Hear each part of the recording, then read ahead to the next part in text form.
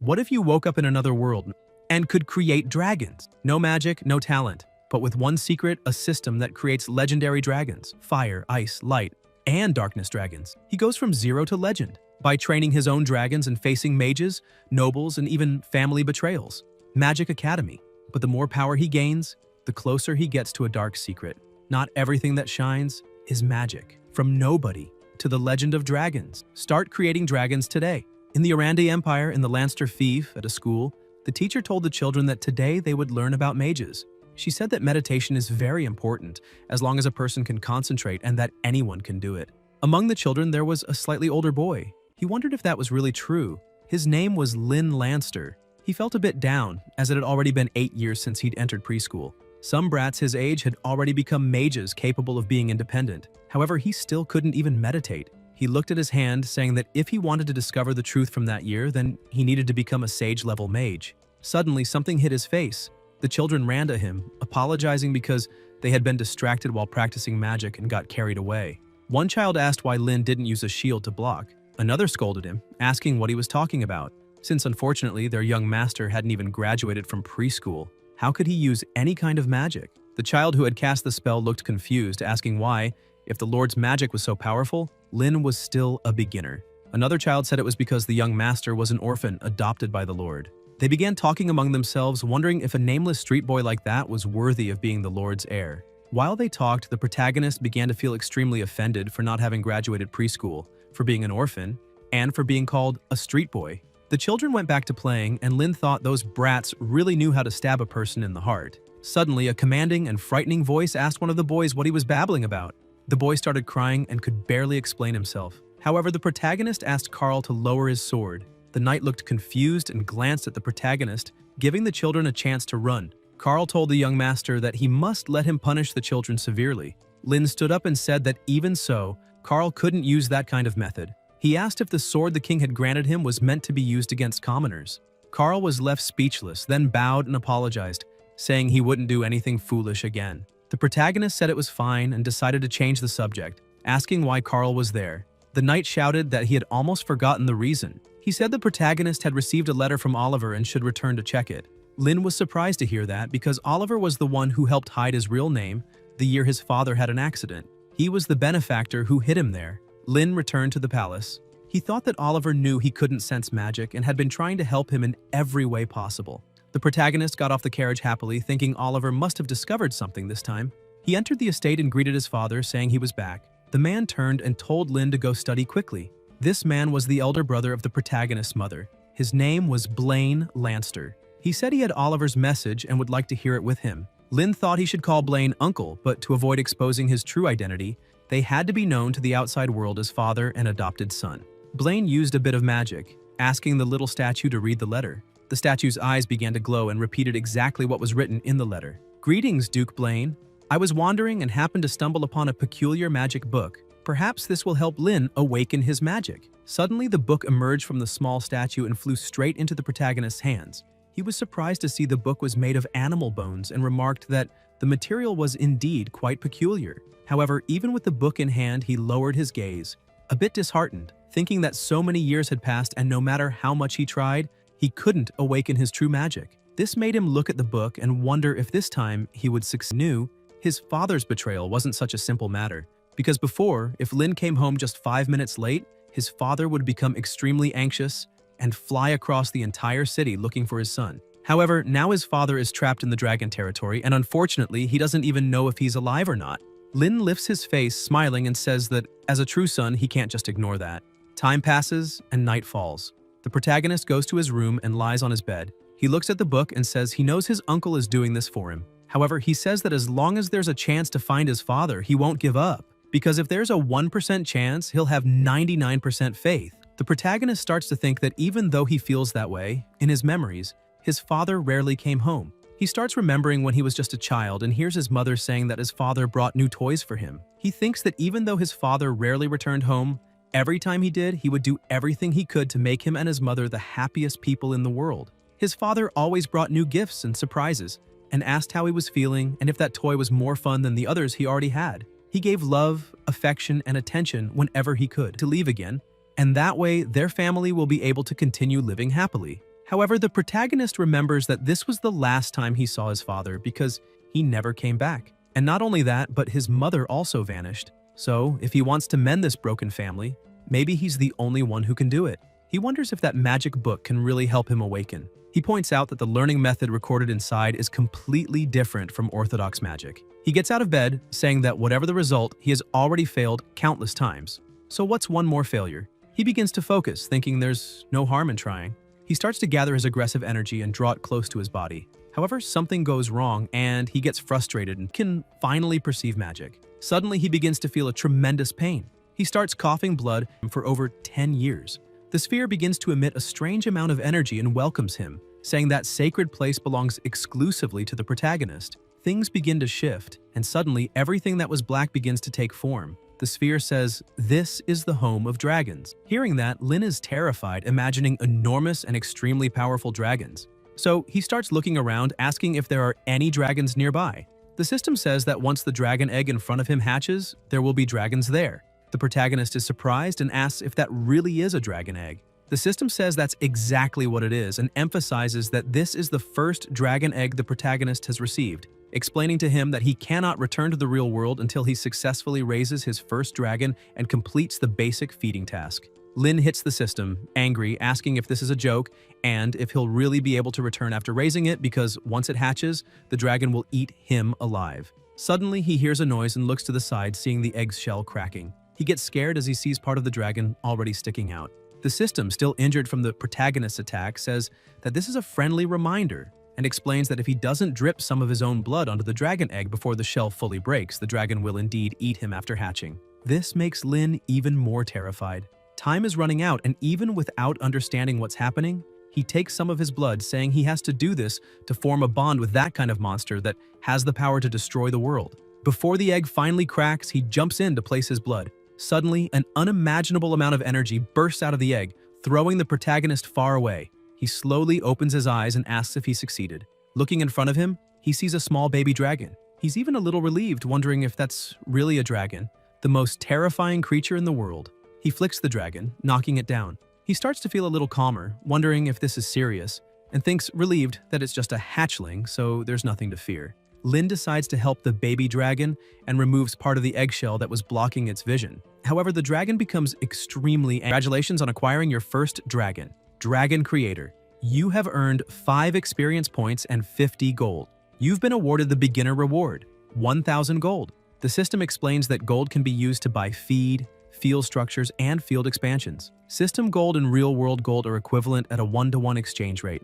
Lin starts to get a little more excited and asks if he can really use real money. The system asks him to continue the main task and explains that he needs to build a fire-type dragon nest. The reward is 5 experience points and 50 gold. The protagonist holds the baby dragon in his hands and asks if he really has to build a fire-type dragon nest, because if that's true, then he should build a home for that little hatchling. The baby dragon starts to get angry and tries to breathe fire at the protagonist, saying that no one would appreciate a house made by a human and asking if he's joking. However, Lin doesn't even care about what the baby dragon is saying and starts messing with the system. He notices he can build a beginner fire-type dragon nest with just 100 gold, and that's not expensive at all. The dragon keeps complaining, asking the protagonist to let him go because how could he use a house made by a human? Suddenly, something starts being built nearby, and quickly the system notifies that the area has been expanded and congratulates him for completing the task, stating that he earned 5 experience points and 50 gold. Beginner Fire-type Dragon Nest, Fire-type Dragon's Paradise, Growth, 1 more day, can hold up to 500 gold. Seeing that, the little dragon is completely delighted by the place. Without a second thought, he jumps right into the little volcano, enjoying the moment. Lin asks the hatchling if he didn't just say he didn't want that and calls him a big liar. But at least, he says, his body is honest. The protagonist looks at his little dragon and says that, with the way it keeps yelling "ya ya ya" all the time, it should just be called "ya ya." However, he hears a noise and, paying attention to the dragon, notices that it's asleep. He's surprised, saying that this creature really has a very simple mind. After the dragon falls asleep, the protagonist decides to follow some of the system's instructions and completes a few basic tasks. Everything is finished with just a few taps. It's quite comfortable to be a dragon breeder. The plants he planted are dragon-scale fruits, one of the dragon race's favorite fruits. Their growth period is only 1 day. After feeding, the dragon's growth will increase by 10. Lin looks at the system and says he's awakened the dragon and completed all tasks and asks if he can leave now. The system tells him to use the command exit to leave that place. When he snaps his fingers and says exit, the entire world he was in begins to fade away and he returns to his bed. As he slowly opens his eyes, he realizes several people are around him. He asks why everyone is there staring at him. The people are shocked by him. He asks what happened for them to be so stunned. Carl and a young man tell him to look at the ceiling, and as he does, he sees that it's completely destroyed. The two cheer, saying the young master managed to blow up or invades his real life, even showing up outside the subspace saying that the food is insufficient and therefore the fire dragon Yiya's health dropped to -10. He tries to just keep eating and ignore that message, but the system starts yelling at him, saying that while maybe he can ignore his own basic needs, the hatchling is starving. The system questions what kind of truly qualified farmer he is. Aside from Lin, no one else seems to know about the dragon's subspace, or even the system. Blaine notices the protagonist seems a bit off, and asks why he's not eating. Lin tries to cover up and says he suddenly lost his appetite. One of the maids appears bringing another plate of food for him. Blaine asks how he can eat so little and emphasizes that he should eat more, as practicing magic is very good for the body. Lin thanks his uncle for the words, but the system starts laughing. Blaine goes on to say that he's already informed Oliver about the protagonist's magic awakening, and that he may come to take Lin to study at their magic academy, Sagrada. Lin is surprised and asks if he's really going to the Holy Iris Academy. The Sagrada Academy is the best magic academy in the Orande Empire. Oliver and the protagonist's father were both students there. Zoe was one of the most talented students in the entire academy. Yiya's health has dropped below 10, and if the protagonist doesn't return quickly and feed it, then, if the dragon dies, the breeder will be reverted into a dragon egg as compensation for the loss of the ranch. Lin becomes desperate upon reading that and asks what kind of weird rule that is. After learning this, he has no choice but to feed the dragon every day. While the little dragon eats, Lin thinks it really has a huge appetite. He never imagined it would end up draining energy like that. He then thinks that maybe if the dragon eats and sleeps well, it'll level up faster, and that would prevent the little hatchling from developing anomalies. The protagonist flicks the dragon on the head again, making it angry, yelling for the bro not to hit its head. The dragon tries to hit him back, saying it's getting stronger. The system appears and says the protagonist is becoming more and more of a qualified breeder. Lin says he's also becoming more and more like a wolf in sheep's clothing. The system says it doesn't matter what the ranch master says, but just reminds him that it was thanks to them that he finally managed to perceive magical power. Lin looks at the system and asks if it's really thanks to it that he can feel magic. The butler says yes, and emphasizes that it can give even more. The protagonist asks what that means. Suddenly, the place starts changing, and the butler says that the fire dragon, Yiya, has successfully reached level 1. And with that, the protagonist has unlocked the magical training room. The butler asks why he doesn't try the first lesson inside the training room. As soon as he enters, the first thing he must do is the meditation balance board. Lin tries to balance, saying he won't fall the moment he loses concentration. So how is he supposed to concentrate and meditate? A timer appears, and after 5 seconds, the butler warns that time's up and the meditation failed, so he'll now drop the hammer of retribution. The hammer starts falling with 40 tons. The protagonist is extremely scared, saying that's brutal. However, the hammer hits him in the face, not knowing what the hell is going on. The butler says that unless he successfully meditates, he'll never be able to leave the balance board. And if he fails to meditate for 5 seconds, the hammer of retribution will be released again. Seeing he has no way out, he tries his best to focus and asks the system if it's trying to train him or kill him. However, 5 seconds pass and he can't concentrate. This time, 80 tons hit him. This happens over and over until finally, he starts to focus, and the butler congratulates him for completing the training, stating that he has just leveled up. With his face all bruised, he smiles, because he's now at level 1. Sometime later, he goes into the forest and says it's been 7 days of hard training, so he should now be able to experience all that power. He activates his magic perception, and magic begins to surround him. Lin tries to use his power, but only a small fireball comes out. He looks at his hand, asking why it's so small. He quickly puts it out, saying it's embarrassing. Thankfully, no one is around to see it. However, when he looks to the side, he sees little Jack standing there. Jack runs off, shouting that the young master can use fire magic. The protagonist is so embarrassed, he yells for him to shut up and not tell anyone something so humiliating. However, a small asking him to take care of himself as much as possible. And with that heartfelt farewell, Lin Lanster, magic bite, fireball, shield, habitat, small fire dragon nest. A red message appears saying the situation is critical due to overcrowding. Exit, 10 gold coins per minute. Growth value, 3 out of 500. Health value, 100 out of 100. Suddenly, the dragon attacks the protagonist, saying it wants a new habitat. Lin gets scared, saying that this little hatchling is much more lovable than the butler. The protagonist asks why there is a dragon outside the Rift Valley. Yiya slowly opens his eyes and asks his master where they are. He says that place is much bigger than that miserable place he was in before. The protagonist asks Yiya if he's enjoying it and if he wants to fly around a bit. The dragon gets extremely happy and spreads his wings. After a month, the protagonist gradually realigned his thoughts, realizing there's no getting rid of that strange ranch, so he might as well work with it. Lin decided he will help raise dragons, and that will help him grow stronger and stronger, until he can find his father and clear his family's name. Suddenly, an arrow comes flying toward them, but Yiya manages to dodge. Lin gets scared and wonders if there are dragon hunters around. However, a small explosion occurs in the forest and cries for help begin to echo. But he also hears people saying they must not retreat, because this is the caravan's last hope.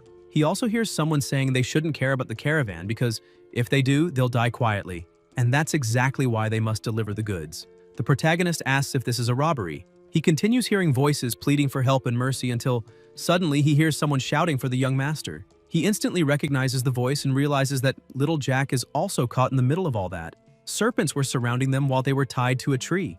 Jack was starting to cry. He thought his young master had been so focused on practicing magic that he lost a lot of weight. So Jack decided to go out and look for some food for him. However, as he was passing by the caravan, a group of bad guys came out from the forest. They quickly defeated all the soldiers guarding the caravan. Their leader approached the head of the Mason Trade Guild, named Lucas, and demanded he reveal where the goods were hidden. Otherwise, his entire group would be destroyed one by one. The bandit leader used one of his snakes to attack a soldier who quickly began to die. He warned that this would continue if the leader didn't cooperate. Lucas started to panic as he saw his companions falling, but even so, he shut his eyes and began to cry. Trembling, he said he couldn't do it because the buyer of those goods was extremely powerful. If they lost them, they'd be crushed and unable to sell anything ever again. The bandit leader stared at him and said it was fine. They'd keep going anyway. He snapped his fingers and a snake slithered toward little Jack. Terrified, Jack could only think of apologizing to his young master. He mocked the bandit, saying he had a very flexible body. Struggling to stay upright, the bandit leader got up while his men asked if he was okay. Jack was amazed. The two groups faced each other, and the bandit said that if that fire magic was cast by the brat in front of them, then he must be at least a third-level mage. But the leader, still furious, asked if a third-level mage was enough to make them all wet their pants. He asked if they had forgotten who the real leader of the gang was. Drawing his sword, he said he was also a third-level knight and that, compared to a mage who needed chanting, knights had absolute dominance in close combat. He attacked, but the protagonist dodged and was surprised by the strength of his opponent. The bandit leader continued to attack fiercely while Lin tried to evade all his strikes. He thought the bandit was right. Mages have no advantage in close-quarters combat. Plus, it was Yiya who cast that fire spell, but to avoid revealing the existence of his dragon, Lin had ordered him to return to the ranch immediately. The bandit leader kept charging and asked Lin if dodging was all he could do. With a quick movement, he appeared behind Lin, who was surprised by his speed. The protagonist tried to dodge, but not fast enough. The attack grazed him and sent him flying. Wounded, he got up trembling, thinking he couldn't keep dodging forever. At least all that time spent on the ranch was paying off, since he had increased his agility and mental strength in the training room. Now he had to fight. He began gathering magic in his hand and called out to the flames. But before he could finish the chant, the bandit leader struck again head-on would be a major problem. Suddenly, the system appeared, stating that it had detected the ranch master off guard. The butler continued explaining that the ranch master was currently a level 1 fire dragon ranch master. Available skills: basic magic, shield, bite, and claw. Instant fire magic, fireball. The system asked if he wanted to proceed with the import. The protagonist started wondering if the instant fireball was the ability the hatchling got after eating the dragon scale fruit, and he was extremely shocked to discover he could actually use the dragon's magic. The butler confirms that it's all true, stating that dragon magic is naturally 2 levels above human magic, and emphasizing that Lin can use dragon magic as long as it doesn't exceed his own level. The more dragons the protagonist has, the more types of magic he'll be able to use. Lin starts smiling, thinking the system really is amazing. He selects yes. However, the bandit charges again and kicks him, telling him not to get distracted during a fight. He mocks him, asking where the magic he's so proud of is, and if he isn't going to use it. He starts stomping on Lin, saying that if he's really not going to use magic anymore, then he doesn't stand a chance of winning. He prepares for the final blow, but at the last second, Lin reaches out to confirm the butler's prompt. The bandit leader sneers, asking if that skinny waist of his can handle the attack. Lin quickly turns and uses the instant fireball, which takes the form of a dragon, causing a deafening roar. The bandit leader manages to dodge, but his sword is completely melted. The entire gang starts to panic, realizing the protagonist used instant cast magic. With a trembling voice, the leader asks if he can really use that kind of spell. Lin gets up and starts laughing, asking the bandit if in front of a mage who can instantly cast spells, he still thinks a knight without a sword stands a chance. The gang all kneel, asking if the protagonist wants to share a meal with them. However, Lin continues his assault, unleashing an explosion that blasts everyone away while yelling at them to disappear. Shortly after saving everyone, Lucas asks if the healing magic is working properly. Lin says yes and thanks the leader of the merchants, noting that his wounds are all healed. Lucas replies that there's no need to thank him, and in fact, everyone there should be thanking Lin, since it was all thanks to him that they managed to protect the valuable goods. This confuses Lin a bit, making him wonder if they're thanking him not for saving their lives, but for saving the merchandise. He's shocked, realizing that for merchants, goods are more valuable than human lives. Suddenly, they say they've finally arrived, and that this is the caravan's unexpected harvest. They pull off a cloth and reveal a maiden from the elf forest. An alpha was tied up, being treated like a product. The moment Lin sees her, he's stunned, since that species has been extinct ever since dragons destroyed the world, the life form most similar to humans. Those are the elves. The merchant leader starts laughing, saying no man could resist that. Such an adorable child, and tells Lin to accept it. Lin starts getting irritated. Lucas hugs him, saying that they're all men there, so there's nothing to be ashamed of. He gets even closer, saying he wants to share something, and explains that when they found the elf, everyone was enchanted. She only looked scared and had no injuries, but the mercenaries around her might have died protecting her. After all, something that beautiful could be sold for at least 1 million gold. Moreover, he says that this isn't just a thank you gift for Lin, but also a sincere invitation to join the Maison Trade Guild. Lin asks if that's really an invitation. The guild leader says yes, adding that the guild recently faced a major crisis, and if they had a few more geniuses like Lin who can instantly cast magic, the trade guild could grow stronger. Lin walks toward the cage holding the elf and thanks Lucas for the gesture. He uses his fire magic to fortune. Lin fires a small fireball at the ground, frightening the guild leader. He runs off, terrified of Lin, saying he can do whatever he wants. The other soldiers, also afraid after witnessing Lin's power, flee, leaving the elf behind. Lin continues using fire magic and melts the cage that held her. He reaches out and tells her there's no need to be afraid. He's there to free her. A bit hesitant, having only been treated as merchandise until now, she avoids his hand at first, but eventually accepts his help and steps out of the cage. He asks if the flames hurt her. Shy, she lowers her gaze and thanks him, but he smiles and says it was nothing. The protagonist introduces himself as Lin, and if she doesn't mind, asks for her name. The elf becomes even more embarrassed. He also feels a bit embarrassed, thinking that she got startled too easily, like a little bunny. She starts trying to speak and yells that her name is Nike. Still introverted, she says that if she told him her name, then he wouldn't push her away. The elf grabs the protagonist's arm, showing a bit of fear and gratitude. Meanwhile, little Jack was roasting some meat. He laughed happily, saying he finally managed to get some meat for his master. Inside the carriage, Nike was eating very quickly, like she hadn't eaten in days. Lin gets startled and tells her to slow down or she might choke. He asks if she wants some water, and the elf is surprised, quickly taking the cup from his hand and starting to drink. He then asks why, after finally gaining her freedom, she chose to stay by his side instead of returning to her clan. Nike becomes a bit sad and with tears in her eyes starts explaining that she can't go back. She says it's because she was too playful and got lost in the forest, and by the time she found her way home, her clan had already vanished and the village had been destroyed with humans everywhere. The humans were angry because the elves had been there, trembled, cried, and kept her head down because her whole life, her family, and her home had been completely destroyed and taken from her by force. The protagonist becomes extremely angry hearing this and slams the table, calling flustered and shouts that she's getting the wrong idea, stressing that he won't make her do anything weird, and explains that all she needs to do is call him young master and change her clothes. He also says that as for everyone else, she doesn't need to worry about them. This calms her down and she starts smiling again, saying it's fine, calling him young master. Lin breathes a little easier, thinking that apparently everything's cleared up now. He turns and starts leaving the carriage, saying it's already getting late and that she should sleep inside the carriage that night, while he'll sleep outside with little Jack. As soon as he steps out, Jack asks outside. The protagonist gets a bit annoyed and tells him to stop saying things like that. 3 days later, they finally arrive. Yes, and emphasizes that the farmer has only hatched 1 dragon egg so far, and that his current status is Farmer Lin, first-class mage level, total unlocked species, 1. The butler explains that as long as the farmer continues to complete missions and unlock the 6 dragon egg types, fire, water, wind, earth, light, and darkness, Then he'll gain affinity with all magical attributes. Lin begins reflecting on all magical attributes and gets excited, saying that if he can become a sage-level mage, things will be much easier. And the higher the risk, the greater the reward. That's the kind of trade-off that's worth it. Excited to discover he can get even stronger and master all magical attributes, he starts heading toward the academy. He looks back and tells Little Jack and Nike to wait for him, because the young master will return triumphant. Little Jack excitedly wishes his master good luck, while the elf, overjoyed with everything, says everything will be all right. Inside the school, everything ran on magic. Students receiving deliveries, others learning how to cast spells. Seeing all of it, the protagonist says this is exactly what he expected from a magic academy. He approaches a statue and stares at it. Suddenly, someone calls out to him saying that Associate Dean Oliver is away on business and won't be there for a while. He turns and looks at the man speaking to him. The man explains that Oliver made an exception for him, but the academy has a tradition and he'll need to follow him for the entrance test. Lin smiles and says he has no problem with that.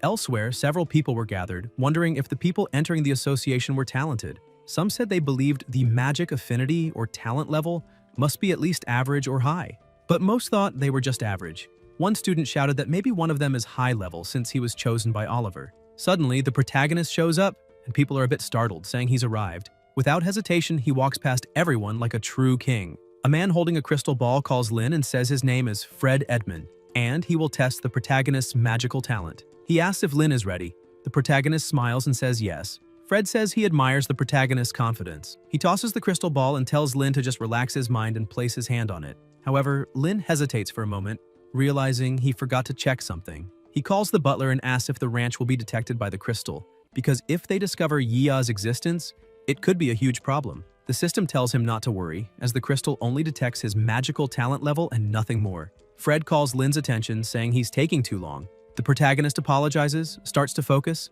and places his hand on the magical crystal, thinking that his magical talent shouldn't be bad since his father was a genius. Suddenly, the crystal begins to change color and emit a yellow light. Fred is impressed and wonders if that's really the supreme level, because if that's the case, then Lin is truly discreet. He reflects that the academy has never made exceptions before to keep things fair, and he even complained to Oliver about it. But that child, he asks if someone like that could really exist.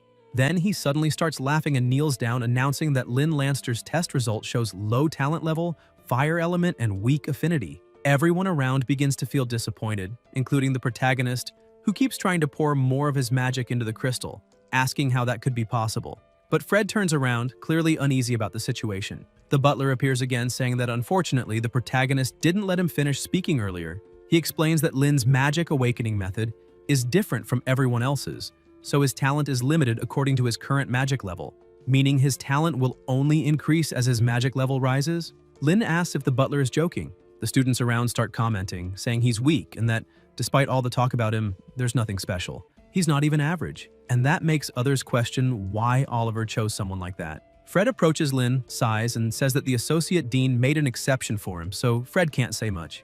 He hands Lin his materials and asks him to show up the next day on time. Suddenly, someone approaches and calls out to him. The butler warns that an important quest character has been detected. He says the person's name is Augustine and his position is president of the Truth Student Union. The butler explains that the quest requires the protagonist to defeat him in the Mage's Trial Tower to obtain the fragment of the Water Dragon Egg. However, that will only unlock after completing the pre-quest of the Mage's Trial. Quest difficulty: high. Lin is surprised and starts to wonder if the system can really assess other people's strength, and it seems his first target won't be easy. Augustine walks up to him and politely demands that he give up his student uniform and badge and leave the academy immediately. He says he doesn't know what tricks the protagonist used to deceive the associate dean, but for garbage like him to sneak into the academy with such underhanded methods, just standing there already stains the academy's honor. Hearing this, Lin starts remembering his childhood, being humiliated by other children, told to go away, asked if he thought a trader's son could just buy cereal from the store. Those people insulted him, saying that for trash like him, born of a fool, just standing there polluted the air they breathed. The protagonist starts smiling and says that, for a president, Augustine sure talks like a gangster. He asks Augustine one thing: isn't a president who stubbornly belittles others just because they're less privileged the one truly staining the academy's name? Other students nearby ask where Lin's going with that, saying someone like him, who came in through the back door, has no right to talk about dignity. One of them adds that the president shouldn't stress over a student like that at wars. He won't even pass the test, so sooner or later he'll be expelled anyway. Lin begins to get irritated and fire magic starts forming in his hand, but he takes a deep breath and thinks he needs to calm down. Even though he's furious, he doesn't want to give up. He admits to himself that it's true he entered through the back door and that arguing is pointless. If he can't get along with his classmates and teachers, his studies will suffer, and that'll make it much harder to build a solid foundation to become a sage-level mage. The protagonist turns around and starts walking, leaving them standing there. However, the people begin to laugh, saying he talks too much and does too little, pointing out that he's running away like a coward. He looks back irritated, thinking that he needs to find the fastest way to become stronger, realizing he can't rely on the system alone anymore. With hatred in his heart for being treated like that his whole life, judged because of his father and his family and looked down upon himself, he swears that he'll use his own strength to make them all swallow their words. Shortly after, the butler welcomes the host back to the Dragon Ranch. He brings a report saying that the dragon scale fruit is ripe today, and that the small fire habitat is also producing normally. However, the fire dragon Yiya is upset. Yiya starts sucking in air and spits fire at the protagonist, yelling angrily and asking why he still hasn't upgraded the habitat. Lin brings some fruit to the dragon, asking him to be a little more patient and endure for just 2 more days. After that, he promises to make the change. He asks the dragon to eat some of the dragon scale fruit first, but Yiya refuses and starts throwing a tantrum, saying the protagonist said the same thing 2 days ago and that he won't eat anything else if the habitat isn't upgraded. Lin starts force-feeding the fruit to the dragon and says he really will keep his promise next time. The dragon calls him a liar and asks if Lin really thinks he'll care just because he was fed. The protagonist sighs and says his dragon really acts like a child, then tells the butler he wants to leave. While being teleported back, he thinks that the small fire habitat generates 500 gold per day and that, after planting a few fruits, he still has a bit of money left. However, to upgrade the small fire habitat, he'll need 10,000 gold. The next day, he gets up and says he needs to find a quick way to make money. While getting dressed, he says he could work as a waiter, transport goods, or even take on a few mercenary quests. He thinks that raising a child really isn't easy. Suddenly, he hears a sweet voice calling him, saying it's time for breakfast. He opens his bedroom door, saying he's on his way. But when he sees Nike, he's speechless. She shows him her outfit, saying the inn servant told her it was the outfit he picked for her. Embarrassed, she asks if he thinks it looks strange. Lin walks over to her and gently pats her head. There's a paper at him, saying everything's ready and that he just needs to take it to his assigned classroom, which is in the construction zone, Section 1B. Once there, he needs to introduce himself to the teacher. Lin follows the instructions and heads to his class, and everything was going smoothly, except for the teacher. As soon as he enters the room, the teacher slams her desk, yelling at him to stop and demanding to know who let him in. This is Professor Yisha. She calls out the protagonist, saying the things she despises most are nobles who rely solely on connections. She emphasizes that even if the whole school allowed him to enter through the back door as an exception from the associate dean, she will never allow him to stay in her class. Upon hearing her speak that way, the other students start mocking him. He turns a bit irritated and asks the butler to scan everyone's abilities. The system appears, saying it will do so immediately, and a few seconds later reports the results. Kalu, first-class freshman mage; Shua, second-class freshman mage; Lucerne, first-class freshman mage; Yummy, first-class freshman mage. The present, he'll have to leave the school and never set foot there again. That offer leaves the protagonist a little uneasy. He begins to think that if he loses for any reason, he'll be expelled, making this a very serious bet. The teacher continues to look down on him and with a firm gaze asks what he thinks and if he's going to accept the challenge or not. The system appears, announcing that the main quest, Water Dragon Egg Yisha's Bet, has been activated. Win condition, place first in the potion exam. Difficulty, low. Rewards, Water Dragon Egg Fragment +1. Total fragments needed to obtain the Water Dragon Egg, 10, plus 20 magical experience. Lin is surprised and wonders how he could have forgotten for a moment that he still has the butler, because as long as the quest is recorded, the mission is doable. On top of that, there are rewards. Now much more confident, he looks at the teacher and says he accepts the bet and all she has to do now is wait and see the result. He starts walking out of the room while Yisha watches him, thinking that the boy still acts that way even after getting scolded. She thinks that not only did he choose not to rely on the dean, but he's also trying to prove his worth in a dignified way. Ernest is extremely excited and impressed with the place. He says it's no wonder people say that the LS Academy Library is the most breathtaking place in the Empire because it's truly grand. He starts walking through the place and looking at the shelves, saying there must be many books about magic potions there. While searching for his books, 2 students show up and say that's Lin, the loser who got into the academy through the back door. They ask what he's doing there.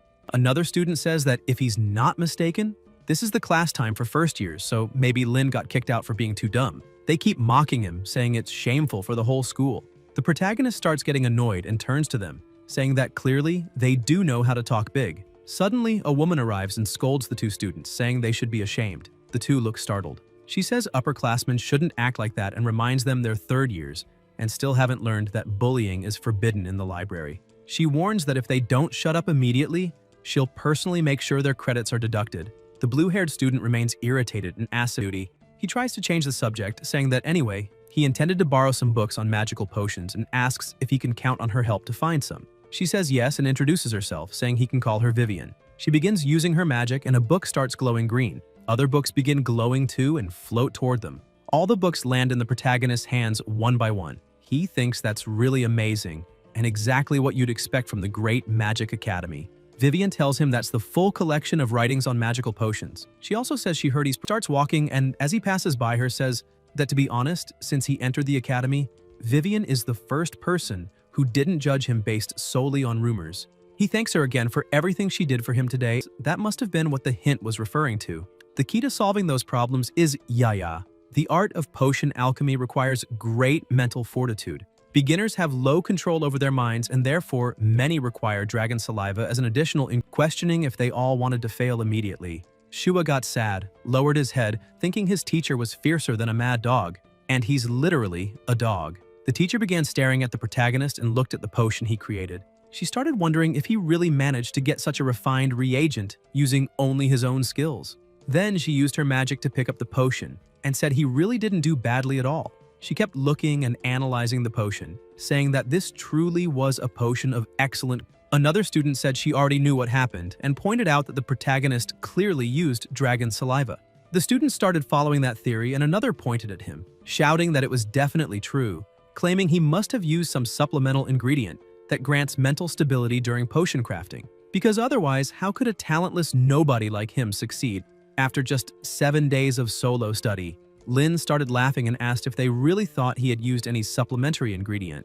He remembered when he had spent days lying down without sleep, with headaches from reading so much, and asked the butler if he was right in thinking that time in his training area flowed 7 times slower than in the real world. That's why he asked if it was possible to practice potion alchemy there. He slammed the table and stood up, saying that since no one believed him, he would do exactly what everyone wanted. He grabbed a flask and began walking to the front of the class, saying he'd make that potion completely from scratch. Once again, his teacher was surprised by his attitude. She kept looking at him, wondering why he accepted the challenge so easily. The protagonist recalled when he used 5 grams of ghost vine flower stems. That was attempt number 35, which failed. Then he used 10 drops of rhino demon viper saliva, attempt number 2915, also a failure. Finally, he used 3 grams of fire crystal and 3 grams of water crystal. And that's how he succeeded in creating his potion. He repeated this process inside the classroom in front of everyone, the students she had ever worked with in her entire life. A short time later, Lin held the potion in his hand and called his teacher, saying he was done. The students were still amazed, saying it was really impossible because he didn't use any extra ingredients. And even so, the purity of the potion was extremely high. The students started to reconsider, wondering if they had judged him too early and unfairly. The teacher asked him if he could tell everyone there whether that level of focus was something he was born with. Slightly embarrassed, he said he wasn't born that way and that it was all just the result of, but in the end, she was a victim of her own mediocrity and judgment. The teacher takes off her hat and bows in front of everyone, asking the protagonist for forgiveness and admitting her mistake, saying she was wrong for not allowing him to attend her classes. The students are surprised to see this, and the protagonist becomes extremely embarrassed, asking her not to do that. She approaches him and says that, to be honest, 5 other students managed to create a potion comparable to his, but not only is he self-taught, he also had little time to learn everything he did, and therefore first place in that evaluation belongs to him. The system appears saying that Yisha's wager has been completed and the rewards are Water Dragon Egg +1, Magic Experience +20. Due to the farmer's choice of a less regular and more difficult path to complete the task, the additional reward, Teleportation Matrix, has been granted. Sometime later, outside the academy, the butler says the system's conclusion, for not relying on a supplemental ingredient but instead distorting the passage of time in the training field, is that the farmer acted wisely. The protagonist says that wise or not, he just wanted to build a reputation that wasn't bad, especially in the place where his father had put in so much effort. Besides, how could he use dragon saliva in such a mundane situation? He picks up one of his potions and says he still plans to trade it for real wealth. The protagonist continues making his potions and says that the saliva from that hatchling is quite useful because with it, he can easily make advanced potions, and one bottle of those can be sold for gold. With a few flasks in hand, he mentions that he'll go to the merchant chamber tomorrow to sell them. He remembers that Yiya was extremely angry, shouting that if the protagonist didn't replace his habitat immediately, he would burn down the entire ranch. He takes a deep breath and says that the new nest for that hatchling can finally be built. Lin looks out the window and comments that it's getting late. Seeing the sunset, he wonders if Vivian has already finished work in the library since he had mentioned that he'd treat her to a meal after the test. He grabs his clothes and says that if she hadn't helped him find so many books on potions, asks what she's talking about, but the girl tells him not to act that way and starts pushing him, saying that even if he plans to reject her, he should say it to her face. Lin asks the student to stop pushing him and suddenly the butler appears saying that the main quest, Water Dragon Egg, Vivian's bridal carry, is active. Conditions to complete: be carried like a princess by Vivian. Quest difficulty: low. Rewards: Water Dragon, Egg Fragment +1. Fragments collected so far, 1 of 10. Magic experience +20. Lin stares at the quest, not understanding what kind of nonsense this is. He gets irritated again and hits the system, swearing, asking why it's giving him this kind of stuff at this hour. The girl gets confused seeing him making gestures and talking to himself. She says he'd better hurry because she heard Vivian will stay there until he shows up. She releases a bee from her hand and tells the protagonist to follow the bee as it will guide him to the location. Lin starts getting a bit more serious and thinks that something very strange is happening because he and Vivian only met once, and even if they talked for a long time, it wouldn't be enough for her to be confessing to him. Compared to the previous quest, this one seems like a huge joke. The butler announces once again that the second main quest is in progress: Vivian's bridal carry. The area is filled with an unusual concentration of energy. He keeps looking at the place and gets closer, questioning why such a place exists within the academy. He walks up to a structure that contains some kind of portal. The portal states that Vivian Mason has entered, awaiting the second participant. The protagonist is confused, wondering why Vivian entered and why a second participant is required. He stands in front of the portal, puzzled, as someone hidden begins preparing to attack. Suddenly, he's struck from behind, hard enough to push him forward. As he tries to turn to see him, she'll make sure to help him to the very end. He turns to find a gigantic monster. Just its roar nearly sends him flying into the spikes. He begins assessing the situation, wondering how a magical beast could be there. The monster charges at him, and he realizes he must dodge at all costs. If he freezes because of the creature's aura, he'll die. At the last second, he manages to leap, avoiding the fierce strike. Seeing the destruction the monster caused on the ground, he notes that the beast is extremely strong, but he's also surprised, since he didn't expect to be able to jump that high. Then he remembers that thanks to completing Yisha's wager, he received rewards: a water dragon fragment and 20 magic experience points. After earning those points, he became a second-rank mage. However, he hadn't expected his physical abilities to improve so much from just one level up. Realizing this, he becomes more confident and thinks he should be able to. However, some of the chains were still enough to hold her in place. Still worried but slightly relieved that she didn't fall, he becomes irritated, thinking that he was so focused on the fight that he completely forgot about her life. He starts wondering why she began falling and suddenly realizes exists and whether the entrance has truly vanished completely. This throws him into despair as he asks himself if he and Vivian are really going to be trapped there. He remembers that the woman at the library said Vivian was preparing to confess to him. The protagonist wonders if the whole thing was a setup, since the person who pushed him into the portal seems to be the same girl he saw in the library. Still confused about the situation, he starts questioning he should call Yiya. However, he's also unsure if that's a good idea, since he doesn't know whether Vivian would be able to keep the secret. While lost in thought, the monster behind him gets back up and charges to attack again. But he's so irritated that he turns around furiously. Each one he kills splits into two, and he won't be able to handle that many using only the fireball spell. If it keeps going this way, even if he isn't, snap his fingers and ask the butler to release Yiya. At the last second, Vivian starts shouting and casting a spell. "Oh, great wind, your believer prays to you. Grant me wings." With that, she begins to fly and holds the protagonist in her arms. He's surprised and says that she knows wind magic, and that's really amazing. She smiles, saying she studied it for 2 years. The butler appears congratulating the user for completing the task: Bridal Gate, Bridal Phase, Princess Vivian. Rewards: Dragon Egg Fragment plus 20 magic experience. He thinks that not only was he saved, there's no draconic magic to inherit with this upgrade. Shortly after, Vivian says they've finally reached the bottom. They begin walking through the place and suddenly, a very bright light starts to blind them. The protagonist asks if those are oscillating stones. When someone steps on the valley floor, it automatically lights up, and that's very human-like. Sees the bodies of the wolves he defeated earlier and thinks they haven't revived. and the path to the portal isn't blocked either. He continues analyzing the situation and tells her that he doesn't believe the one who set up this trial would be kind enough to let them leave so easily. He asks her to stay behind him because he wants to test something. He throws a stone that bounces across several points along the path, wanting to see if there's another hidden mechanism. Suddenly, the stone hits a point that sinks, and he tells her to be careful. Lin thinks he already knew there would be another mechanism. Vivian looks at him and yells because his leg has a small wound. He tells her not to worry because he's fine, it's just... He gets up and starts. The protagonist yells, asking if that little cub can really revive the other wolves.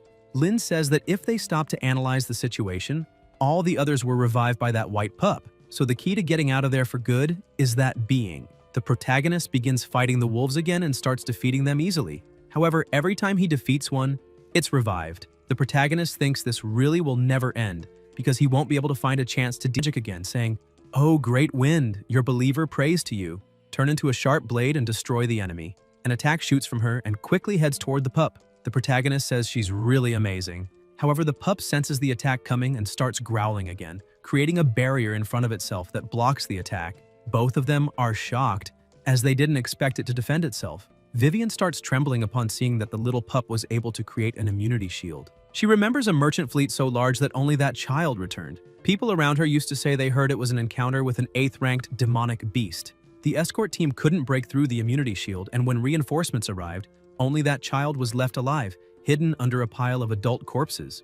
Remembering that, she starts screaming that they can't fight, and repeats it several times, dropping her magical weapon. She curls up in a corner, saying their magic won't be able to break through that level of immunity shield. Trembling with fear, she asks the protagonist if they're really going to die.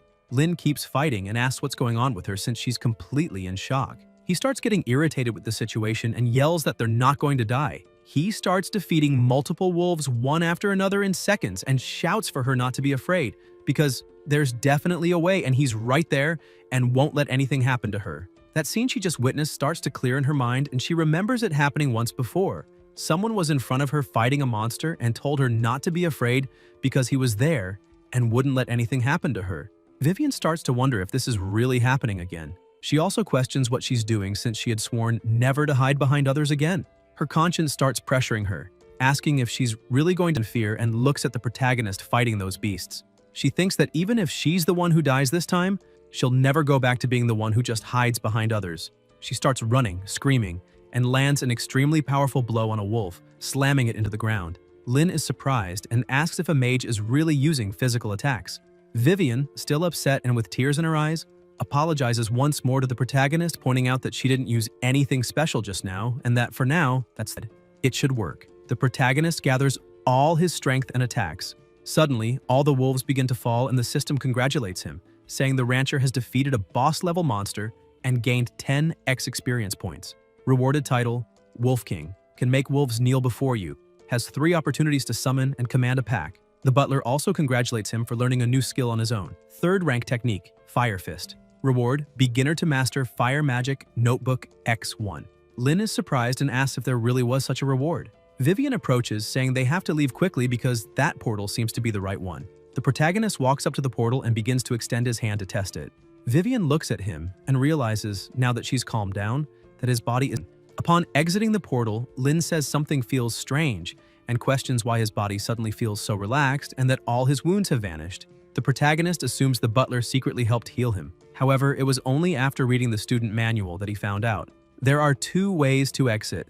Nike was reading the book to him and says that, although the pain feels real, once someone leaves the test, they are unscathed. The person says it might have been eaten by a wolf, and that would have been far more painful. Quickly, the story starts spreading around the school. One student asks his friends if they heard something strange, because last night the talentless rookie completed the 3rd-year student's test dimension. Another student is shocked. The first guy says that's true, but people are saying it was a senior in charge of the test dimension, and the teachers are investigating to see what they find. The student yells, asking if that means Lin actually completed the test. The first guy confirms and emphasizes now suspect there was a mistake during the protagonist's entrance exam and are allowing him to retake the test. Inside the Truth Student Union, students are gathered around a magic crystal, waiting for the results to be revealed. They're shocked, asking if someone is messing with them, because in the second test, the protagonist's talent and fire affinity became mid-level. They start questioning how that's possible. Just a day ago, he was a weakling. Augustine sits on his couch drinking, annoyed by all the chatter around him, until he yells at them to stop and stop being so arrogant. He turns, irritated, grabs his coat, and says class is almost over, so they should get ready for patrol. While leaving, he says he'll find a chance to see for himself whether Lin is truly capable. Elsewhere, the protagonist looks around wondering why he suddenly has a sinking feeling. The buyer trying to purchase his potions asks why he's backing away, saying if the offer is too low, they can renegotiate. Lin apologizes and says he just got lost in thought. Still, he offers to sell 15 potion bottles for 20,000 gold coins because the merchant seems honest. The merchant, without hesitation, agrees, saying that's a fair price since the potions are top quality. After the deal, the merchant says goodbye and tells the protagonist he's welcome anytime. They're willing to be the regular distributor of those potions if he's interested. Leaving with his pockets full of money, the protagonist smiles happily, saying he'll consider the offer. He holds his gold coin tightly and says that, judging by how things are going, it seems money won't be a problem. He keeps walking, saying his little one has been waiting for a long time, so when he gets back to the ranch, he'll build a new habitat for him. Later, back at the ranch, the habitat area has been expanded. Yiya is impressed with her new home and starts celebrating, saying her habitat has finally grown.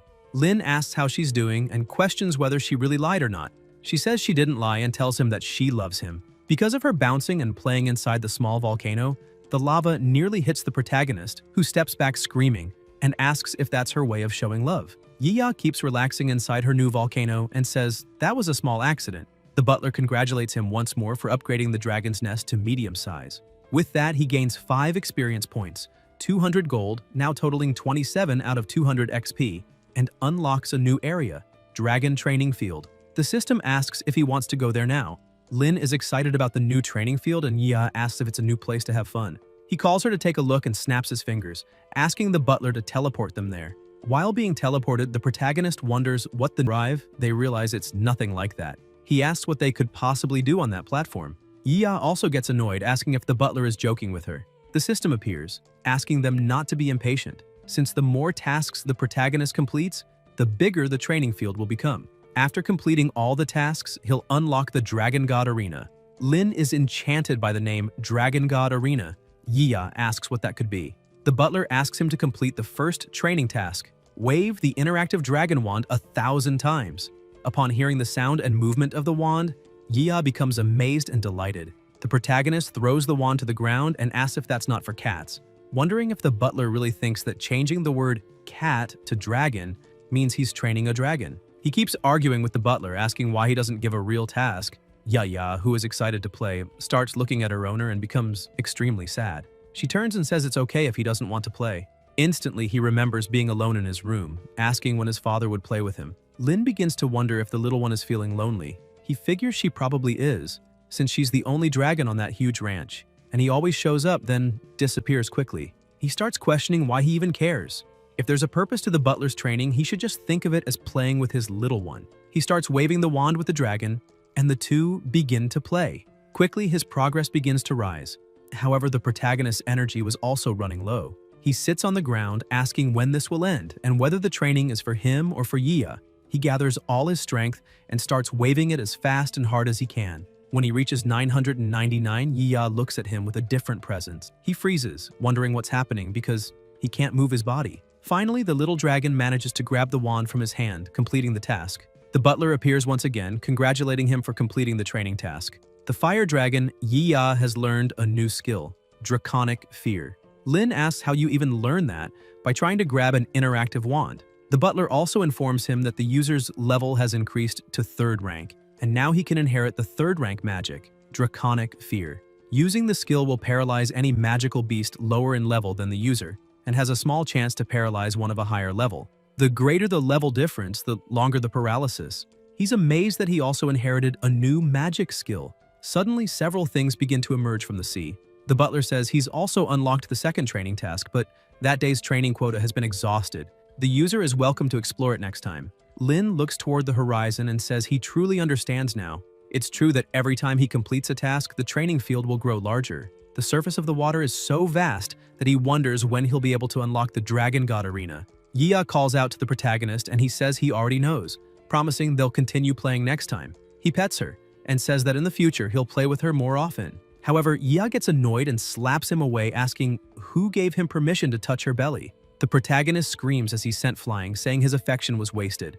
After that, a month passed without any problems. Professor Yisha kept her promise and he was able to join the class. He finally came into contact with the mysteries of magic that were only taught orally. His classmates also became much friendlier, and the people who once mocked him now called him Hyung. The butler also stayed quiet for a long time and didn't give any more missions, making the protagonist think he could study peacefully until the end of the semester. But he didn't expect that while helping Vivian clean the library, he would pull a curtain and say there seemed to be something behind it. As soon as he pulled it back, he saw a large magic circle hence.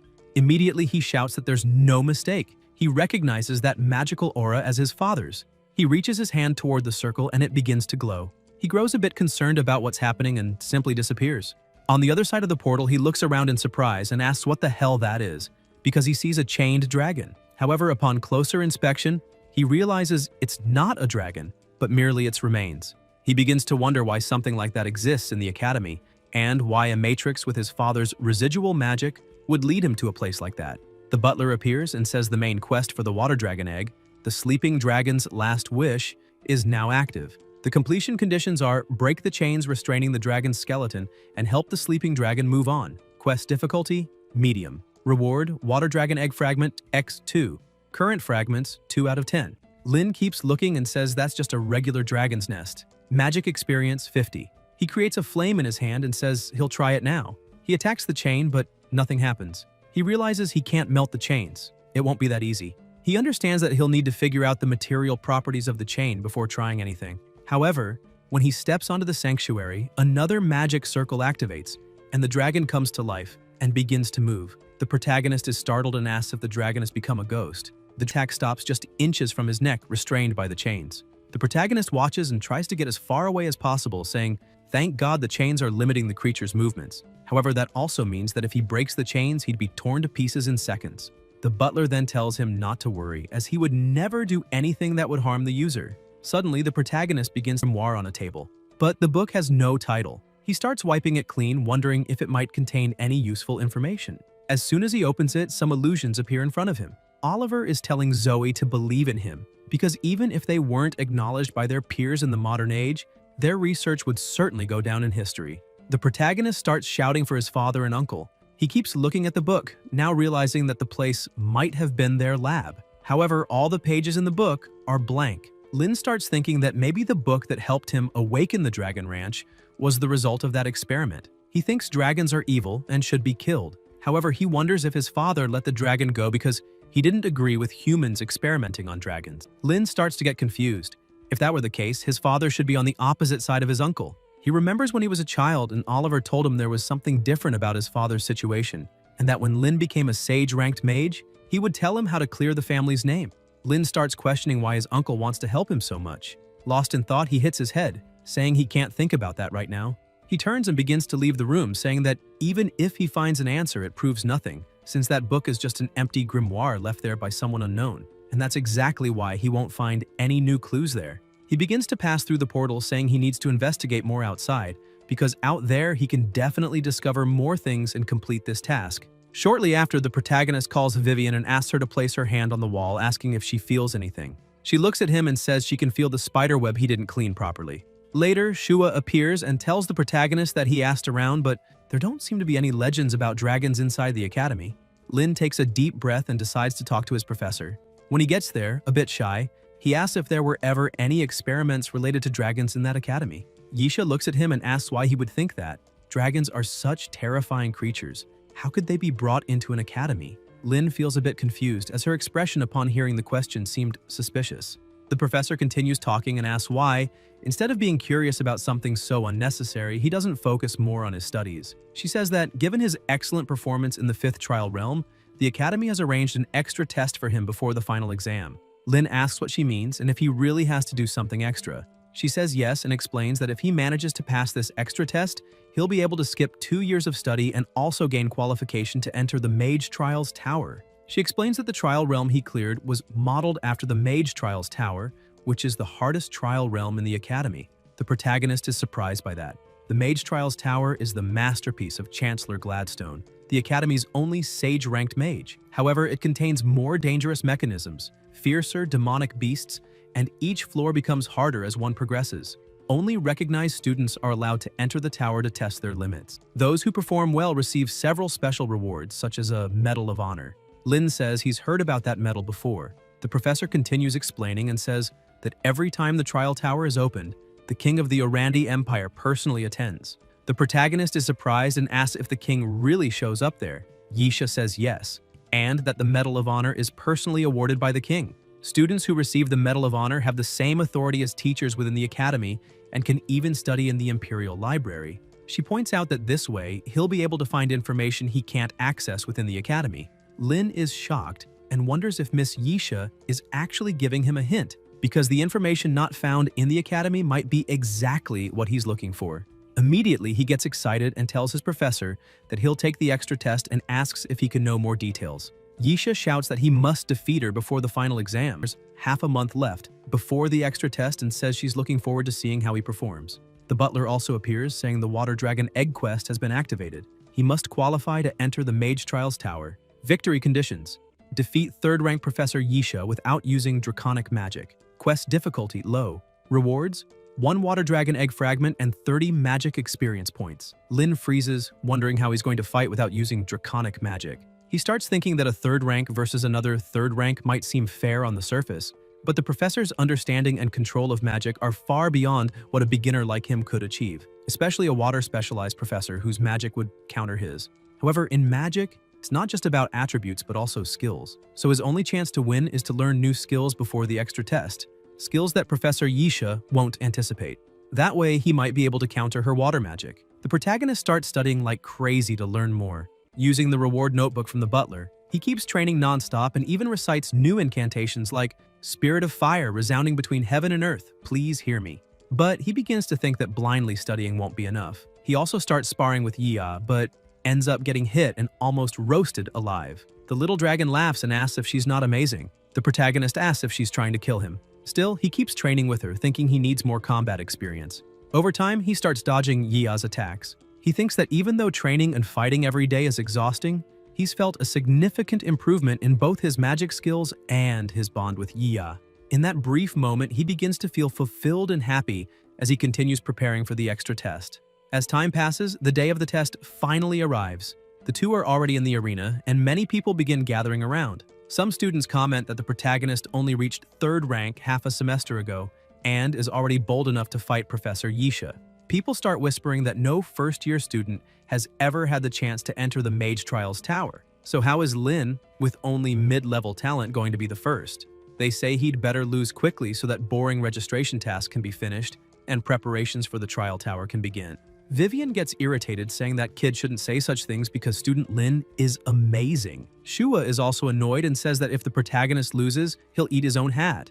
The professor announces they're starting and explains that the first to be hit by magic or knocked out of the circle will be declared the loser. Both begin casting their spells and the battle begins, and tells him to quickly think of a way to counterattack, as her spell is almost complete and once it's ready, the entire arena will be swallowed by water. Lin is surprised and sees the water approaching him. He starts thinking that he just heard the spell can transfer magical attacks to the river. So, if magical attacks aren't effective, it's basically the same as the White Wolf's shield. He starts wondering if it's only immune to magic. He begins to advance, thinking that if the fight has reached this point, then his last bet will be that. He gathers flames in his hand and goes for a physical attack, catching the teacher by surprise. She wonders how he figured out that method so quickly. With the physical attack, he manages to break through the water barrier she created and starts chanting his flame summon again, asking it to dance fiercely like a serpent. The attack goes toward the teacher, who responds with her waterfall magic. Her spell manages to contain his and hits him hard, slamming him against the wall separating the arena from the stands. Vivian, beside him on the ground, asks the protagonist if he had just won. So why did that suddenly happen? Shua is confused, asking if their boss lost. However, the teacher intervenes and says that's not what happened. In fact, she was the one who was defeated, admitting she had to break the 3rd level restriction to defeat the protagonist. She explains that during their battle, she ended up unconsciously seeing him as a true opponent. She turns and starts leaving the arena, wondering aloud what kind of terrifying level he'll reach in the future, as she's truly looking forward to seeing it. Vivian and the dog begin celebrating, and the butler appears to congratulate him, saying that he defeated Yisha and thus completed the main task, gaining dragon egg fragments and magical experience. The king of the Orange Empire, named Levi III, was also watching the match. The protagonist looks at him and realizes. Seeing this, the protagonist starts thinking about Augustin, and the girl asks if he got scared. However, the protagonist was just thinking that he still has a task to complete, but doesn't know if he's ready to defeat Augustine. Suddenly, the butler appears and announces that the previous task of defeating Augustine in the Tower of Magical Challenges hasn't been completed, and advises the user not to start the next challenge. Lin is confused, asking why the previous task hasn't been completed, as he thought qualifying to enter the magic tower would be enough. However, this means there might be other tasks inside the tower. While he was lost in thought, one of the supervisors called out to him, saying he was the only one left, except for the protagonist. He apologizes and begins entering the magic tower. The king announces that all students have entered and the challenge must now begin. As soon as Lin crosses the portal, he's impressed and asks if that's really the Tower of Magic challenge, because compared to the Kingdom of Challenges, this feels like an entirely different world. This is the first floor of the Magic Challenge Tower. He notes that it's truly a place meant for veterans in the top 10 strongest. He pulls out the map in his hand and says that before entering, the teacher gave him a map since the tower has a total of 9 floors. Teleport points can be found on the map.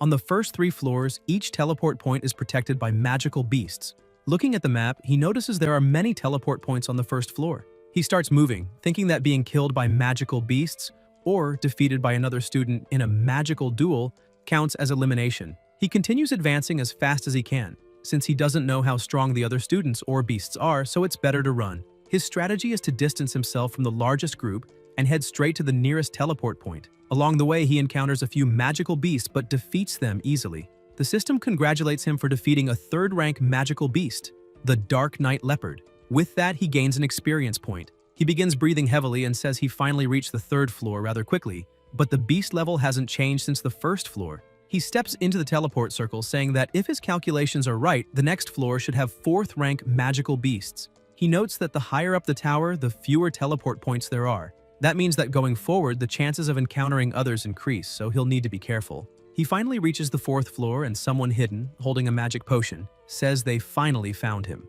Meanwhile, outside, the king watches the Tower of Mage Judgment. Yisha also watches. She thinks that although His Majesty comes every year to watch the battle, what happens inside can't actually be seen from outside. The only thing they can do is observe student movement by the lanterns hanging outside the tower. Suddenly, the lantern on the 4th floor lights up, and she's surprised, thinking someone has already reached the 4th floor. The Judgment Tower is divided into 9 floors. The last 3 floors are mechanism rooms, where students face magical beasts from rank 7 to 9, far above their current level. The middle 3 floors are task phases. Only those who complete the tasks can advance. That's where half of the students will be eliminated. On the first 3 floors, students only need to defeat the beasts guarding the teleport points to advance. Only a few are eliminated there. Teams, betrayals, fights over positions. In the end, only 10 people can pass. You could say the real challenge begins on the 4th floor. She begins to wonder how far the protagonist can go. Back on the 4th floor, a system screen appears for Lin saying, "Conditions to clear, obtain 1,000 points before all the animals are killed. Point rules, each beast killed equals sign plus 200 points. Each student eliminated equals sign minus 1,000 points." The protagonist is shocked to learn that eliminating a student deducts so many points. It means there will hardly be any infighting at that level. There are a total of 1,000 beasts for 100 people, so each person can kill 10. But he keeps analyzing and realizes that's not all. The clear condition is exaggerated. Get 1,000 points before all the beasts are killed. So even if there's no visible infighting, the moment a student kills a beast, someone else will definitely not get enough points and be eliminated. Realizing this, he starts running, saying he needs to get ahead of everyone. However, the hidden person was just waiting for an opportunity, and as soon as the protagonist passes by, they throw the flask, saying he must change. But the protagonist notices it in time and uses a fireball to preempt the attack, destroying the flask midair. He's confused, thinking, eliminating students deducts points, so why am I being attacked? He looks at the person who attacked him but realizes he has no time to waste on that and keeps moving forward. The attacker begins laughing and says he's finally been marked. 10 minutes earlier, Augustine and his team were gathered in a part of the 4th floor. He said that apparently the 4th floor wasn't suitable for fighting other students, so he'd have to wait until the 5th floor to confront the protagonist. One of the members grew irritated, saying he couldn't understand why their leader had to stoop to that level to compete with someone like that. If the leader had that much free time, then the 2 of them should fight instead. The young man shouted at the president, saying he was already in 4th place and questioned whether he didn't already have the qualifications to challenge him. Augustine looked at him and said he was still too weak, but the student didn't give up because his leader had promised him that if he got more points than Lin while on the 4th floor, Then the two would duel once they reached the 5th floor. He started yelling that that's exactly why he won't let the protagonist get a single point. Meanwhile, Lin kept advancing until he finally spotted one of the magical beasts. He got ready to attack, saying this time he would beat the other students. However, before he could even launch a small attack, other students surrounded the magical beast and attacked it with everything they had. He grew frustrated, saying this had already happened more than 10 times. Every time he found a beast, someone else immediately attacked it, and he couldn't understand what kind of coincidence this was. Only 89 magical beasts remained, and he had 0 points. He kept moving forward, saying he was running out of time. Along the way, he heard some people laughing, saying the points were theirs again.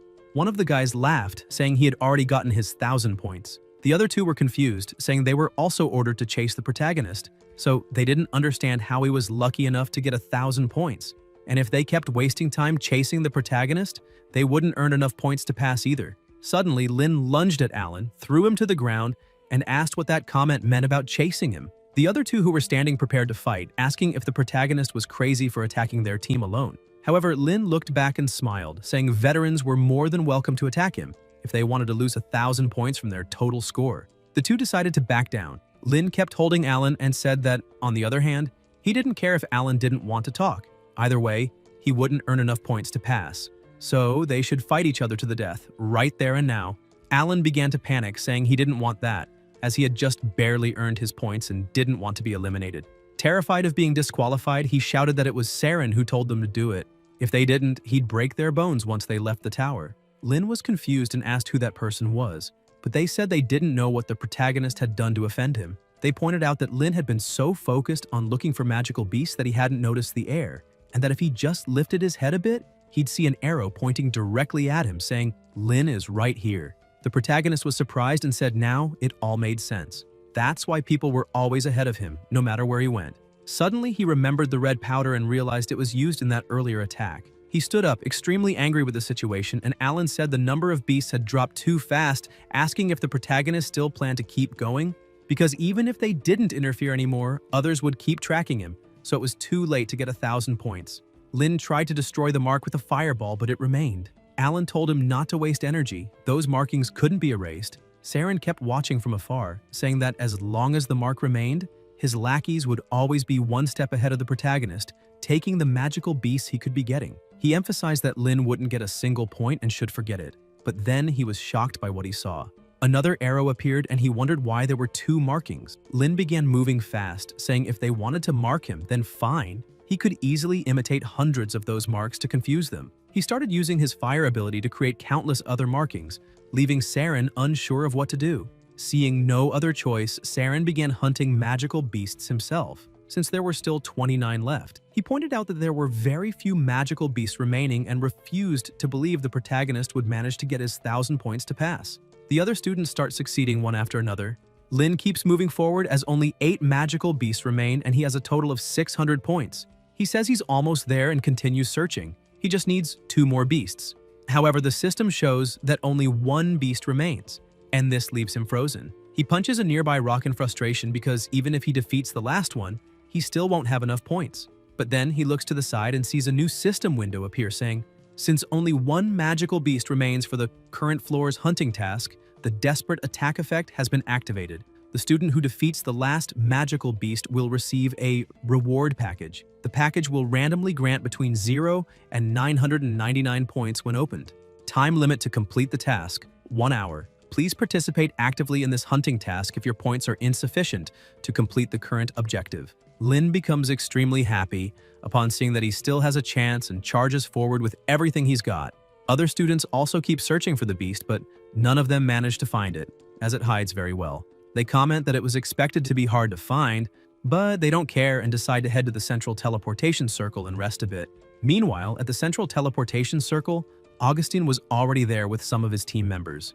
A woman asked the president if Saren isn't going too far this time, because if they use tactics like that against a first-year freshman, their council's credibility will be damaged. Augustine asks if she's seriously saying he went too far because the tower is a place that only allows the strong. If Lin can't even handle small fish like Saren, then he's not worth his time. The protagonist keeps advancing as fast as possible, but he notices there are only 15 minutes left and at this rate, he won't make it. He asks the butler to activate his Wolf King title, a skill earned after defeating the lesser White Wolf during the 5th challenge. This skill allows the user to summon and command a pack of magical wolves. The protagonist gathers a pack around him and says their target is a 4th-class fire beast, and their mission is to find it for him. With that, he gives the order and the wolves charge ahead. The other students are startled, asking where so many wolves came from. Another one comments in surprise that those are summoned beasts.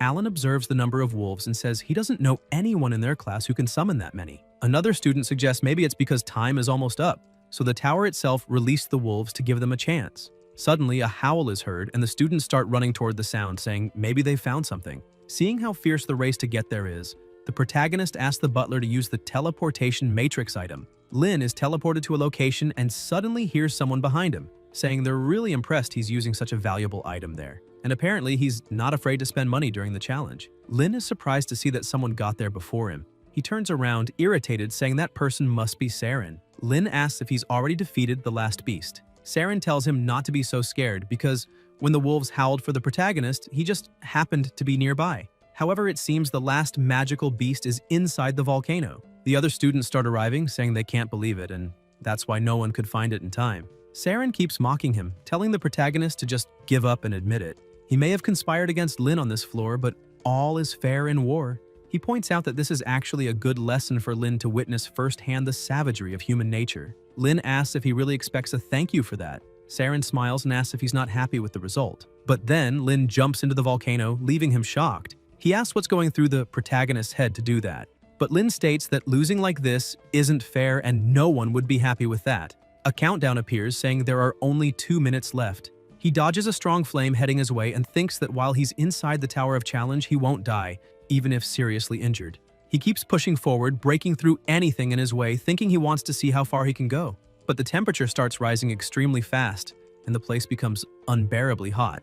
He thinks that if he hadn't gained fire magic immunity from Yia, his lungs would probably already be completely dried out. Suddenly, something grabs him. He begins to get caught in a spider web, and no matter how hard he tries to break free, he realizes it's incredibly strong. A giant spider starts approaching, and he's shocked, realizing that the last magical beast, the one hiding inside the volcano, is that massive monster now standing right in front of him. He starts yelling that he's going to become that thing's next meal. Lin begins using his fire magic, saying he needs to burn those webs as fast as possible so he can fight.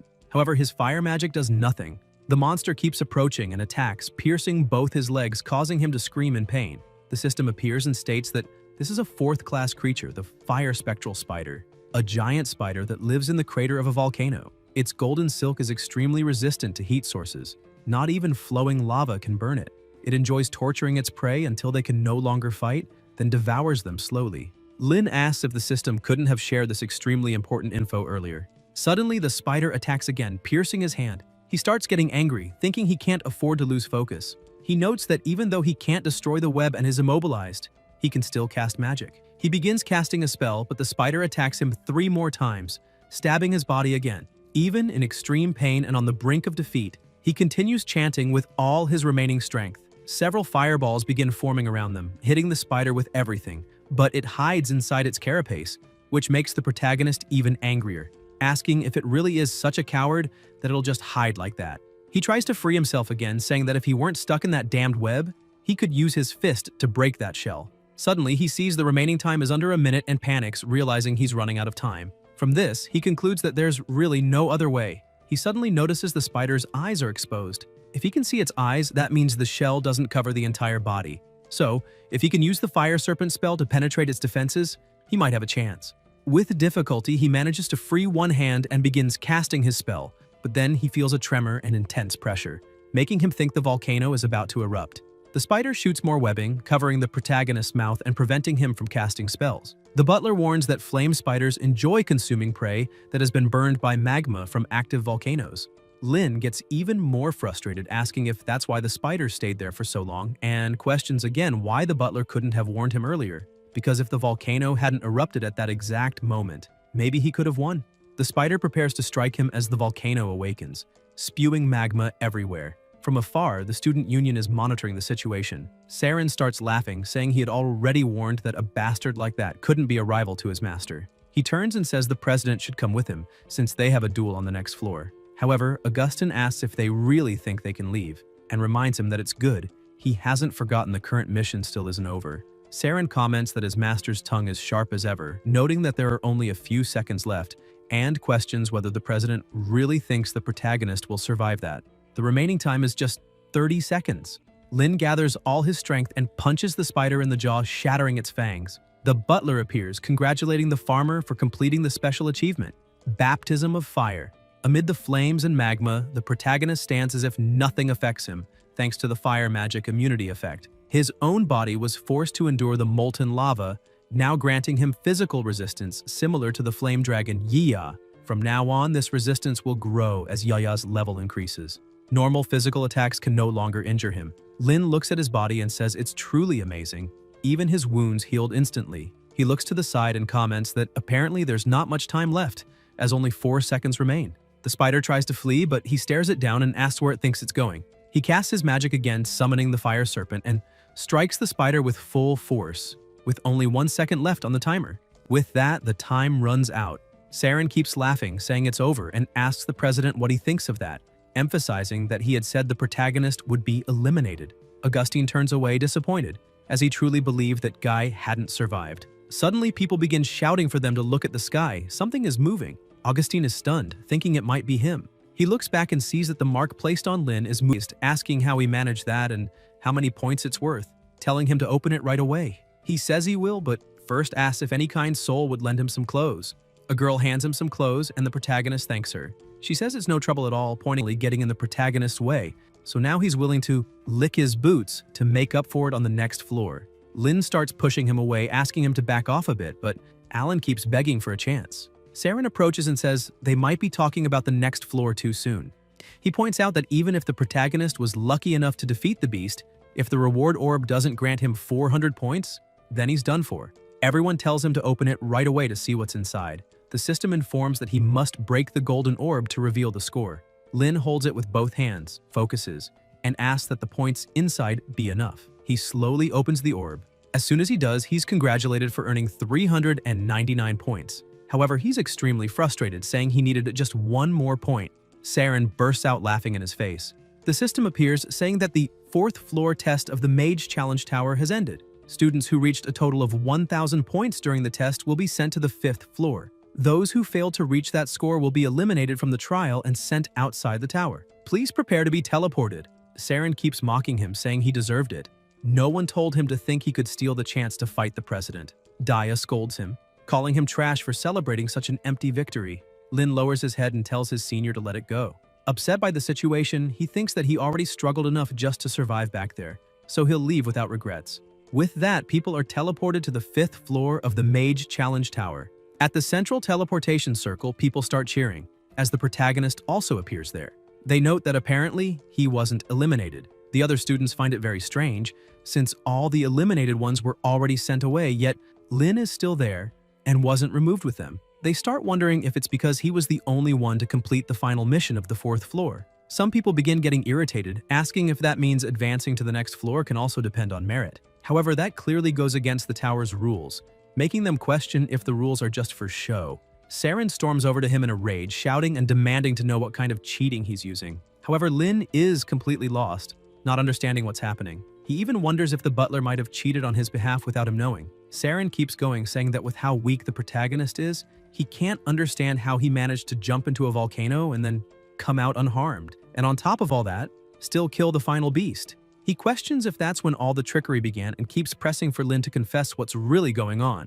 Daya steps in, slaps Saren's hand and says, "It's time to stop with all this nonsense." She tells him to quit spouting garbage and actually look at the rules instead of shouting like an idiot for everyone to hear. Saren, confused, asks what the rules have to do with anything. Alan points out that it's exactly that. The challenge tower itself allowed Lin to advance, so he never cheated. The system then announces that the 5th floor of the Mage Challenge Tower is beginning, and the win condition is a duel between 2 teams. The winner will take all of the other team's points. The students start panicking, realizing that if a tournament is happening, that means half the participants will be eliminated. The system continues and explains that participants must confirm their duels using identification cards. These ID cards can be obtained by hunting magical beasts. Students without cards cannot challenge or eliminate others. Whoever has cards will have the advantage. The system goes on, stating that for each beast defeated, 200 points will be subtracted. For attacks against students without cards, 1,000 points will be deducted. Anyone with a negative score will be automatically eliminated. If the negative score results from attacking a player without a card, that player will automatically advance to the next floor. Remaining beasts, 500. Students, 70. The students are shaken, saying they only have 1,000 points, and that every magical beast defeated deducts 200. That means they can only attempt to move on 5 times. Descriptions appear stating that the target for elimination will be randomly chosen, due to the need for an even number of participants. Lin, the student with the highest score under 1,000, was included to make up for the missing player. Saren becomes completely furious, saying that's why he advanced, pressed by his determination. Meanwhile, a tentacle starts approaching them. The three of them sense something strange and look back, but nothing is there. Daya asks if he saw anything. The protagonist says it felt like something was floating nearby, but it was probably just his imagination. She says most of the teams have already started searching, so they better hurry or they'll fall behind. He tells Alan that if he wants to follow them, that's fine, but the distribution of ID cards will depend on each person's effort, so if he doesn't pull his weight, he'll be the last to get one. Alan is happy with that, saying that as long as he can follow his new master, he doesn't care about the details. He adds that he knows the protagonist will be fine, so if he can do it, Alan can too. Lin starts getting irritated, telling Alan to stop rubbing his face against his legs. Daya starts laughing at the scene, saying the two of them are hilarious. Meanwhile, the same tentacle starts appearing again. Outside, His Majesty is informed that, according to the external observation post of the Challenge Tower, all participants have now reached the 5th floor. The king is surprised, saying that in previous years, nearly half the students had been eliminated by this stage. That means this year's participants are truly impressive, and it looks like he'll have to prepare more prizes. The teacher is still standing, watching closely. She thinks it's not quite like that, because even if the students this year are indeed of higher quality than previous ones, and the rules have changed, it's virtually impossible that no one has been eliminated yet. That's why she has a bad feeling about all of this. Back in the tower, Daya begins attacking and says that based on her field combat experience, the harder a beast is to defeat, the greater the chance of it dropping valuable items. Besides, their individual scores aren't very high, Shinrun. Together, they'd only have 14 chances, so they need to choose their targets wisely. The protagonist strikes a rock hard. The three of them stand there, staring, since they still haven't obtained their ID cards. Daya has 200 points remaining, Alan also has 200 points, and the protagonist has 399 points. Daya crouches down, slightly disheartened, and says each of them has only one chance. Alan gets frustrated too and punches a tree, saying the drop rate is extremely low. Lin asks if the chance of getting an ID card really depends solely on luck. Such an important item needed to advance? While he's thinking about that, something grabs him by the waist and quickly ensnares the other two as well.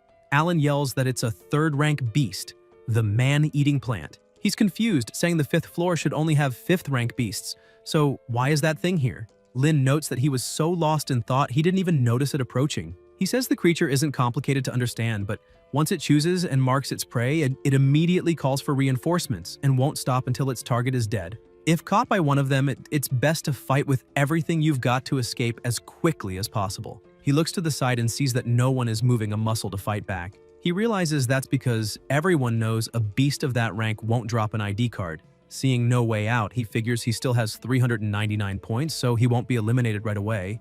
But he also won't be able to kill another magical beast with the points he has left. He wonders if it's really worth risking everything to save his companions. However, he remembers how they stood up for him when Saren accused him of cheating. He starts to smile and makes a decision. Casting his fire spell, the other two ask what he's doing. His attack is blocked by a water barrier. Lin looks at his companion Alan and asks what he's doing and why. Alan gets angry and shouts at the protagonist, saying he's so sly, and asks why he acted like that. Lin is confused by these words, but Alan keeps yelling, saying Lin didn't realize that no one there wanted to fight, because they all wanted to sacrifice someone else to save themselves. And that's why he chose to step up and save the team. That's why seeing Lin act like that is so frustrating. He turns away and admits he's a selfish and cowardly person, someone who never dared to step forward when something happened. But even he can't keep living like that anymore. He starts gathering his magic and shouts that he no longer wants to live with guilt. He says the protagonist accepted him even after all the trouble he caused on the previous floor, so how could he go on living with that guilt? He begins reciting his spell. However, he's interrupted when Dia throws one of her vials, saying that it's just a 3rd-rank creature, so why are they making such a fuss? Alan gets annoyed and says she stole all his hard work. She replies that both of them are way too serious, so she won't do it again. Then she asks how she can become their best friend after they leave the tower. Hearing those words, the protagonist freezes, thinking about what she said about being best friends. However, the three of them begin to feel the roots binding them squeeze tighter. Alan asks her, if she didn't kill the real man-eating plant, then why is this happening? Daya replies that she's not sure either. Her points weren't deducted, so the potion she threw earlier wasn't enough to defeat the monster. She's shocked and says that maybe that monster isn't a real man-eater, but rather a disguised 5th-rank monster, the puppet tree. She explains that usually when encountering man-eating vines, they react instantly and aggressively, but the vines of the puppet tree tighten more and more the victim struggles, luring prey with the appearance of normal vines until death. Alan gets angry and says he's never seen such a despicable tree. The protagonist asks how they're supposed to deal with something like that. Daya explains that someone has to dig up the roots of the puppet tree and destroy them. Only then can everyone be saved. However, since they're all trapped, there's no one to do it. She begins to cry, saying there's no hope because they're all doomed. However, Lin breaks free easily and says that if that's the problem, then he'll dig up the roots himself. The other two are shocked, asking how he got free. He starts laughing and says, to put it simply, because his body is so strong, the roots that tried to strangle him ended up destroying themselves. He thinks to himself that it was actually due to the volcano's influence that his body became as tough as his dragons. But he can't reveal the truth, and asks if they understood. The two are stunned, and Daya asks if that means he knows how to use a knight's fighting spirit. Alan is amazed, saying his fighting spirit level is incredibly high. Lin is pleased, thinking that not only did they buy it, they even helped come up with such a solid explanation. That's just what he'd expect from his best friends. He gets ready and says they can't waste any more time. It's time to hunt.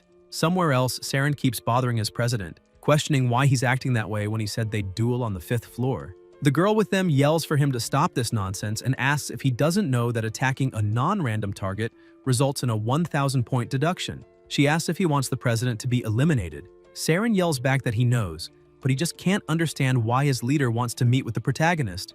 Every time Lin is mentioned, he questions the president, asking what exactly Lin did to deserve so much attention. Augustin looks at him, walks over, and shows him a card. But the girl quickly interrupts, asking how the president could let Saren see his ID card, pointing out that the real target is the protagonist. So what will happen if Saren does something foolish again to prevent that duel?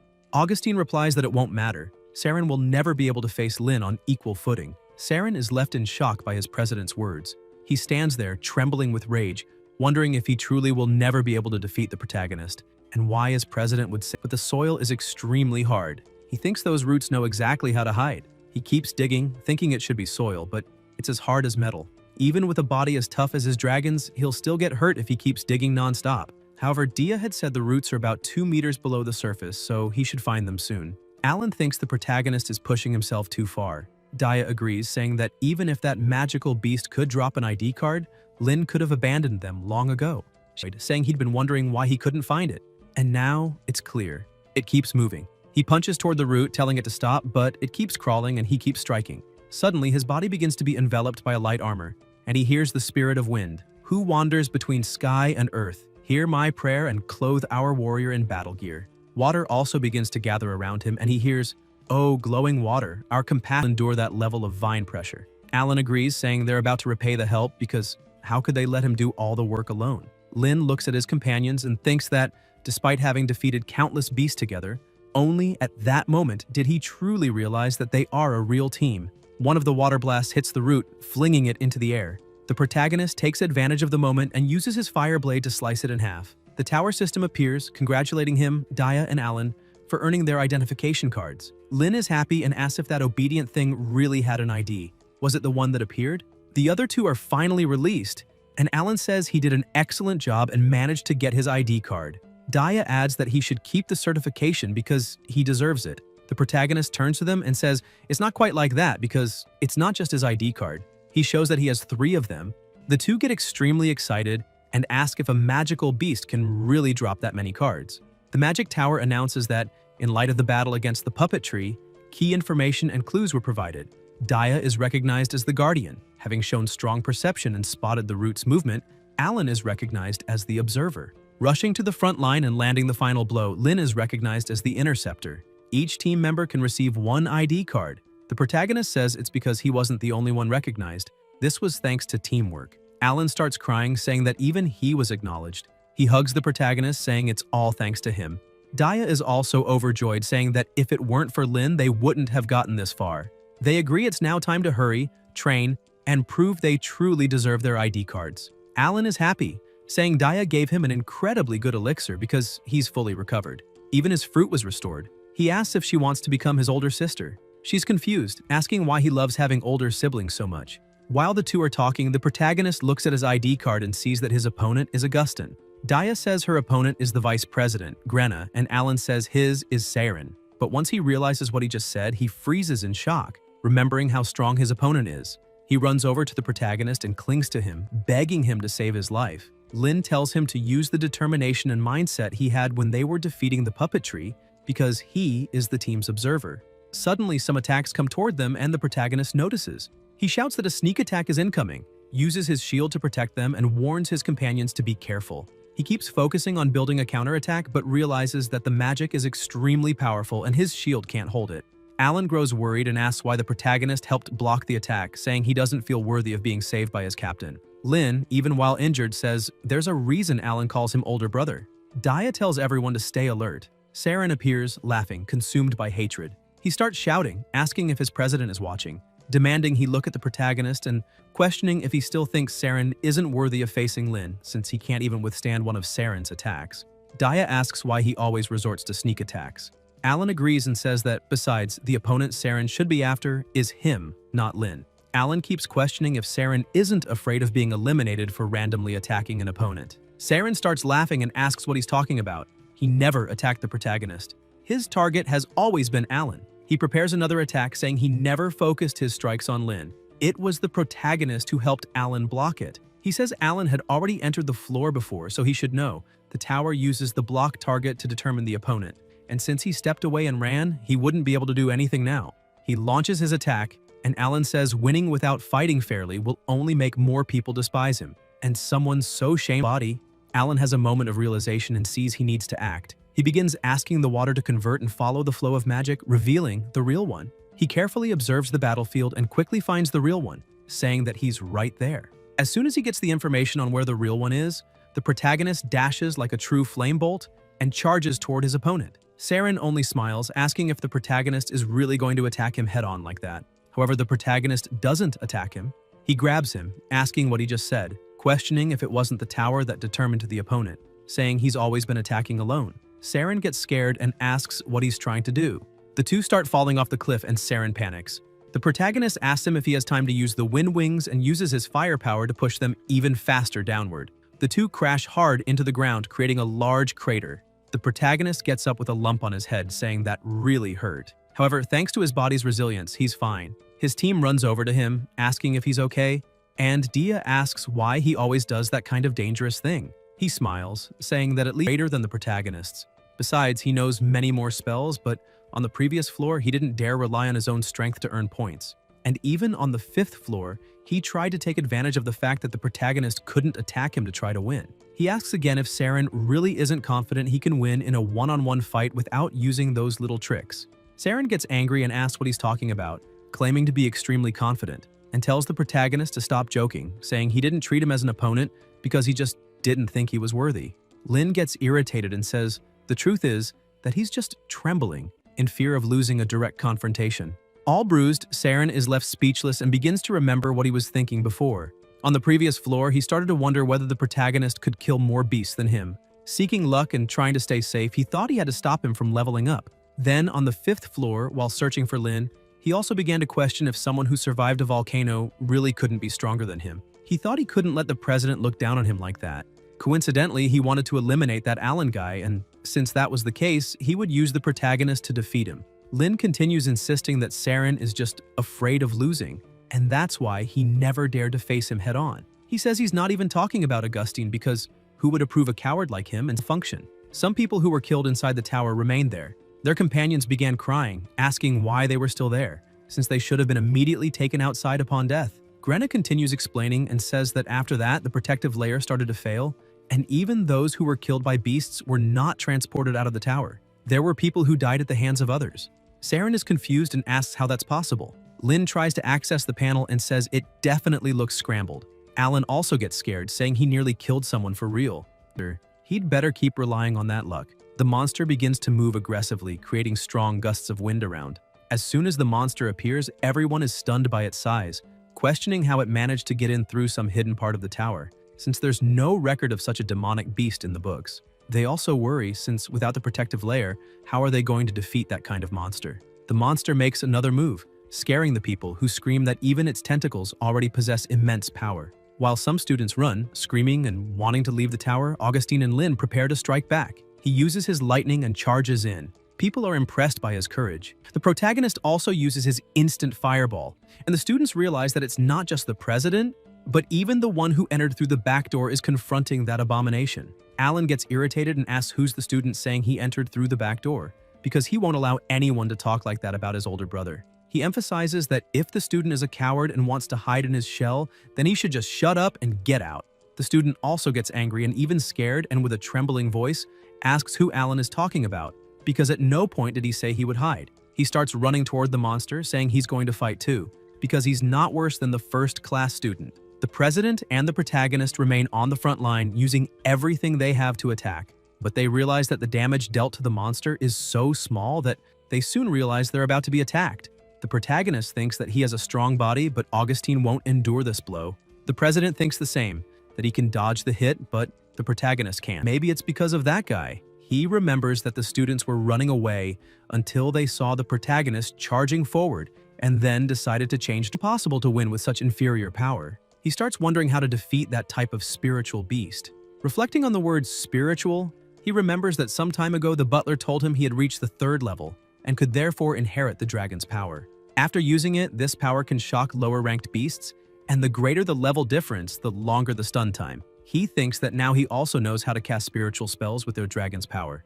Gathering his strength, he tries to use this power, but the monster roars back, causing even more pain in the fighters who were still standing. Due to the effort he made, Lin begins to suffer even more from the first attack's effects. He kneels, thinking that all of this is useless because the level gap is too great. Suddenly, he begins to feel an enormous energy leaving his body, without him intending to.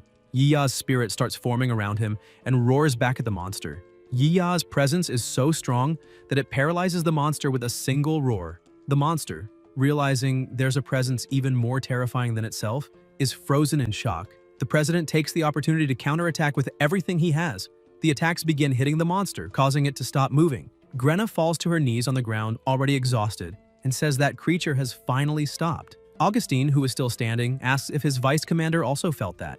He looks back and sees the people on the ground and starts to wonder what made that demonic beast stop for a second. However, he thinks he might just be starting to see things from thinking too much. A little away from the others, the protagonist speaks very quietly with the butler, asking what that was, and whether Yiya really came out or not, because he doesn't know if that dragon can come out on its own. The system replies that dragon wisdom is a skill acquired by Yiya in the training field, using only her own abilities. Therefore, the host can also use it as long as the body is capable of withstanding it, but it's best to use it only once a day. Yiya asks why her master is making such a fuss, questioning if he didn't want to use the dragon's power just a while ago. The protagonist starts arguing with her, asking why she didn't say that before. However, she replies that if she had told him and taken him to the training field every day to get those skills, clearly he wouldn't play with her anymore. Alan gets up and tells Augustine that they owe him one for managing to stop that demonic beast. He emphasizes that he was able to discover its weaknesses and attributes, and says that it is a 6th-rank demonic blessing with dark attributes, the Nightmare Troll.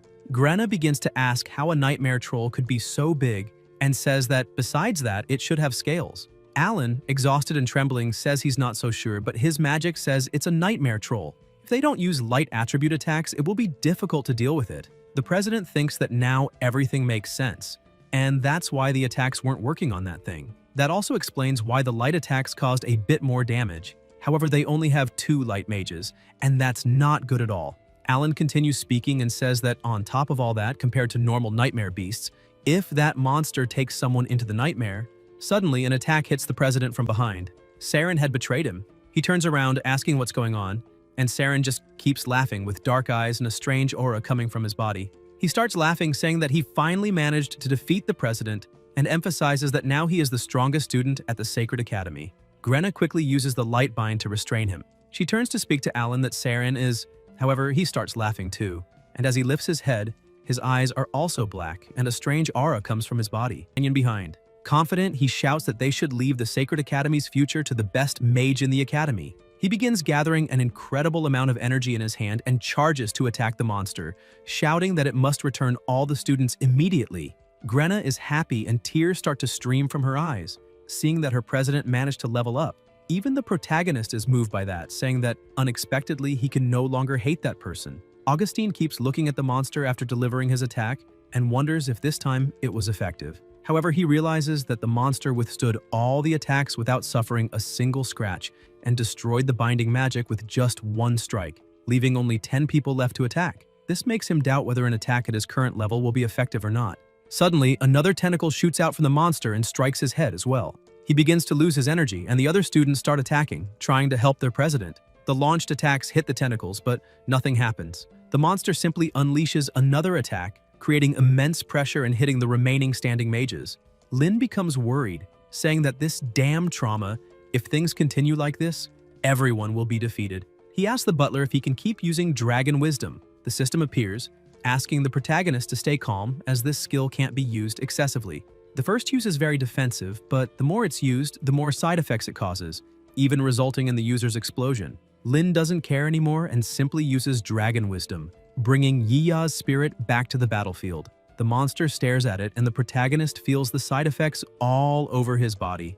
An immense pain takes over him, but he concentrates and determined begins using Dragon Claws and charges forward with everything he has. Grenna tries to stop him, saying it's useless since only attribute-based attacks work. However, she is astonished, as with just one attack, the protagonist manages to cut off the monster's tentacle. Lin thinks this was already expected since not only Dragon Wisdom, but all Dragon-type attacks are effective, and Dragon Wisdom is the best skill to break through that monster's defense. However, he doesn't know how much his body will endure. The monster becomes even angrier after having its tentacles cut and attacks the protagonist with all its might. He noticed activated the dragon's power, he's going to be hit by that attack. However, he hears someone saying, "You really are lucky." Augustine manages to step in and create a barrier to protect them. Grenna starts healing Lin, who shouts for her to stop that and help the president first. However, she yells at him to shut up and stay quiet because the president ordered her to heal him first.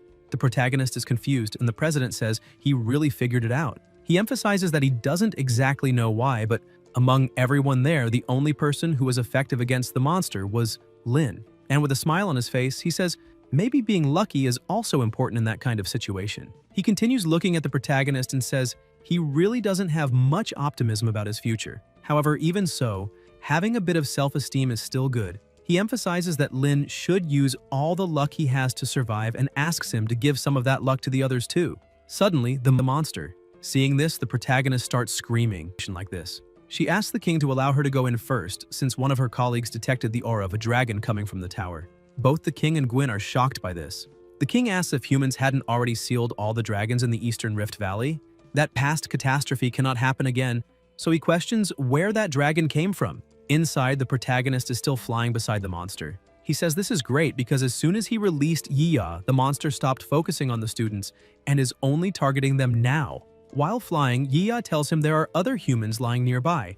Lin asks where, and as soon as he looks, he realizes the people lying there are wearing academy uniforms. He remembers the students who were beginning to change their opinion of him. All of them were defeated. The protagonist becomes extremely angry and says that the students who were eliminated on the 4th floor also couldn't escape. He says it's time to launch a counterattack and tells his dragon to use Dragon Force.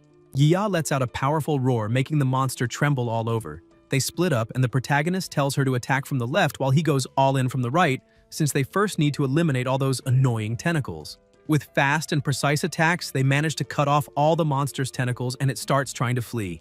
Lin sees this and gets angry, saying now it wants to run away after causing so much trouble. The monster continues trying to escape and the butler warns that the energy fluctuation from the clan, an extremely powerful aura begins forming around the monster. The system keeps warning that a powerful dragon aura has been detected, and that they need to evacuate immediately. Lin becomes confused, asking how a dragon aura is being detected, since that monster was a nightmare troll. How can it have dragon energy?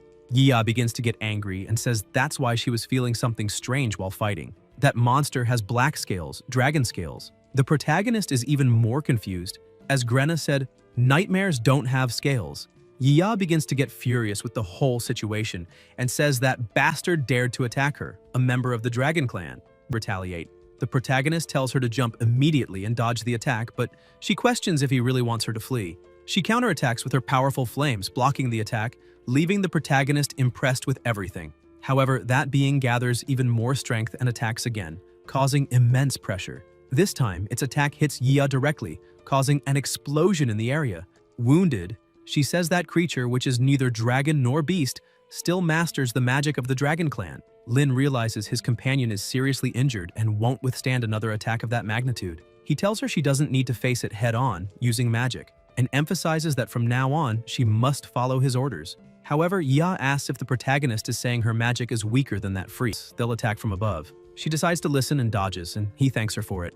The monster continues attacking multiple times, and he asks Yiya to keep dodging everything and find the right distance. And once she finds it, she should leap onto the monster's head, attacking the blind spot. They keep advancing until she gets close enough and attacks the monster. It tries to retaliate, but it's too late. She lands a blow to its forehead. After that, several more attacks continue in sequence. Suddenly, the monster attacks with several smaller tentacles, hitting Yiya. She realizes that her magical power is being drained. The protagonist is shocked that the monster can even absorb a dragon's energy, and without thinking twice, he charges forward, cutting its links to her. However, he gets hit. Yiya becomes worried. Tears start falling from her eyes, as her only friend is being hurt right in front of her. The protagonist begins to fall while coughing up blood, and she can't bear to watch it anymore. Overwhelmed by hatred and rage toward that beast, she starts gathering an immense amount of fire. Even the monster starts to show surprise at the amount of magic being accumulated by the dragon. The protagonist keeps falling, asking what she's doing. However, the attack goes straight for the head of the demon, saying, "It's the fire dragon's breath!" Yiya learned the dragon breath skill during battle. Growth value plus 100. Still consumed by fury, she continues attacking non-stop, screaming that the monster is going straight to hell. The system keeps notifying. The dragon Yiya has defeated the evolved 6th ranking magical beast, Nightmare Trauma, growth value plus 500. The fire dragon's growth value has reached its limit, promoted to rank 4 fire dragon. Yiya keeps tearing the monster apart as if she can't control herself from so much rage. The system reports current classification rank 4. Skills: Crushing Stonebite, Dragon Breath, Dragon Force, Fire Immunity, Medium, Physical Immunity, Fire Projectile Magic, Shield, Medium, Recovery. Growth value: 1/1000th, Health points: 90/100th. Lin is stunned by her current strength, and as soon as she defeats that K, she starts bragging, laughing, saying she's super strong. Lin starts smiling and petting her, saying that she really is very strong and that his Yiya is the strongest in the whole world. He thinks that although her appearance and strength have changed a lot, deep down she's still the same little girl as always. The butler appears, saying that since the ranch owner did almost nothing to help defeat the nightmare troll, he will be rewarded with 5 experience points. He cries, thinking he was almost useless. With that, his current experience points are Level 3, 203/200ths. Promotion to 4th ranking mage available. He lies down, saying that this time he's extremely reluctant to level up. Suddenly he hears, "Problem detected with the test. All students will be teleported out of the tower in 3 minutes." Lin says he already expected that. The students could only leave after the nightmare troll was defeated. He starts asking if the students are still okay. Suddenly the two hear a faint moan and go on alert. He quickly gets up, asking if that monster isn't dead yet. However, as he gets closer, he realizes that a sphere is near him. He looks closely and says it looks like there's a little dragon inside. Yiya asks if there's really another of her kind. Guys, if you enjoyed the video, leave a like, comment, and subscribe to the channel so you don't miss new content. Thank you.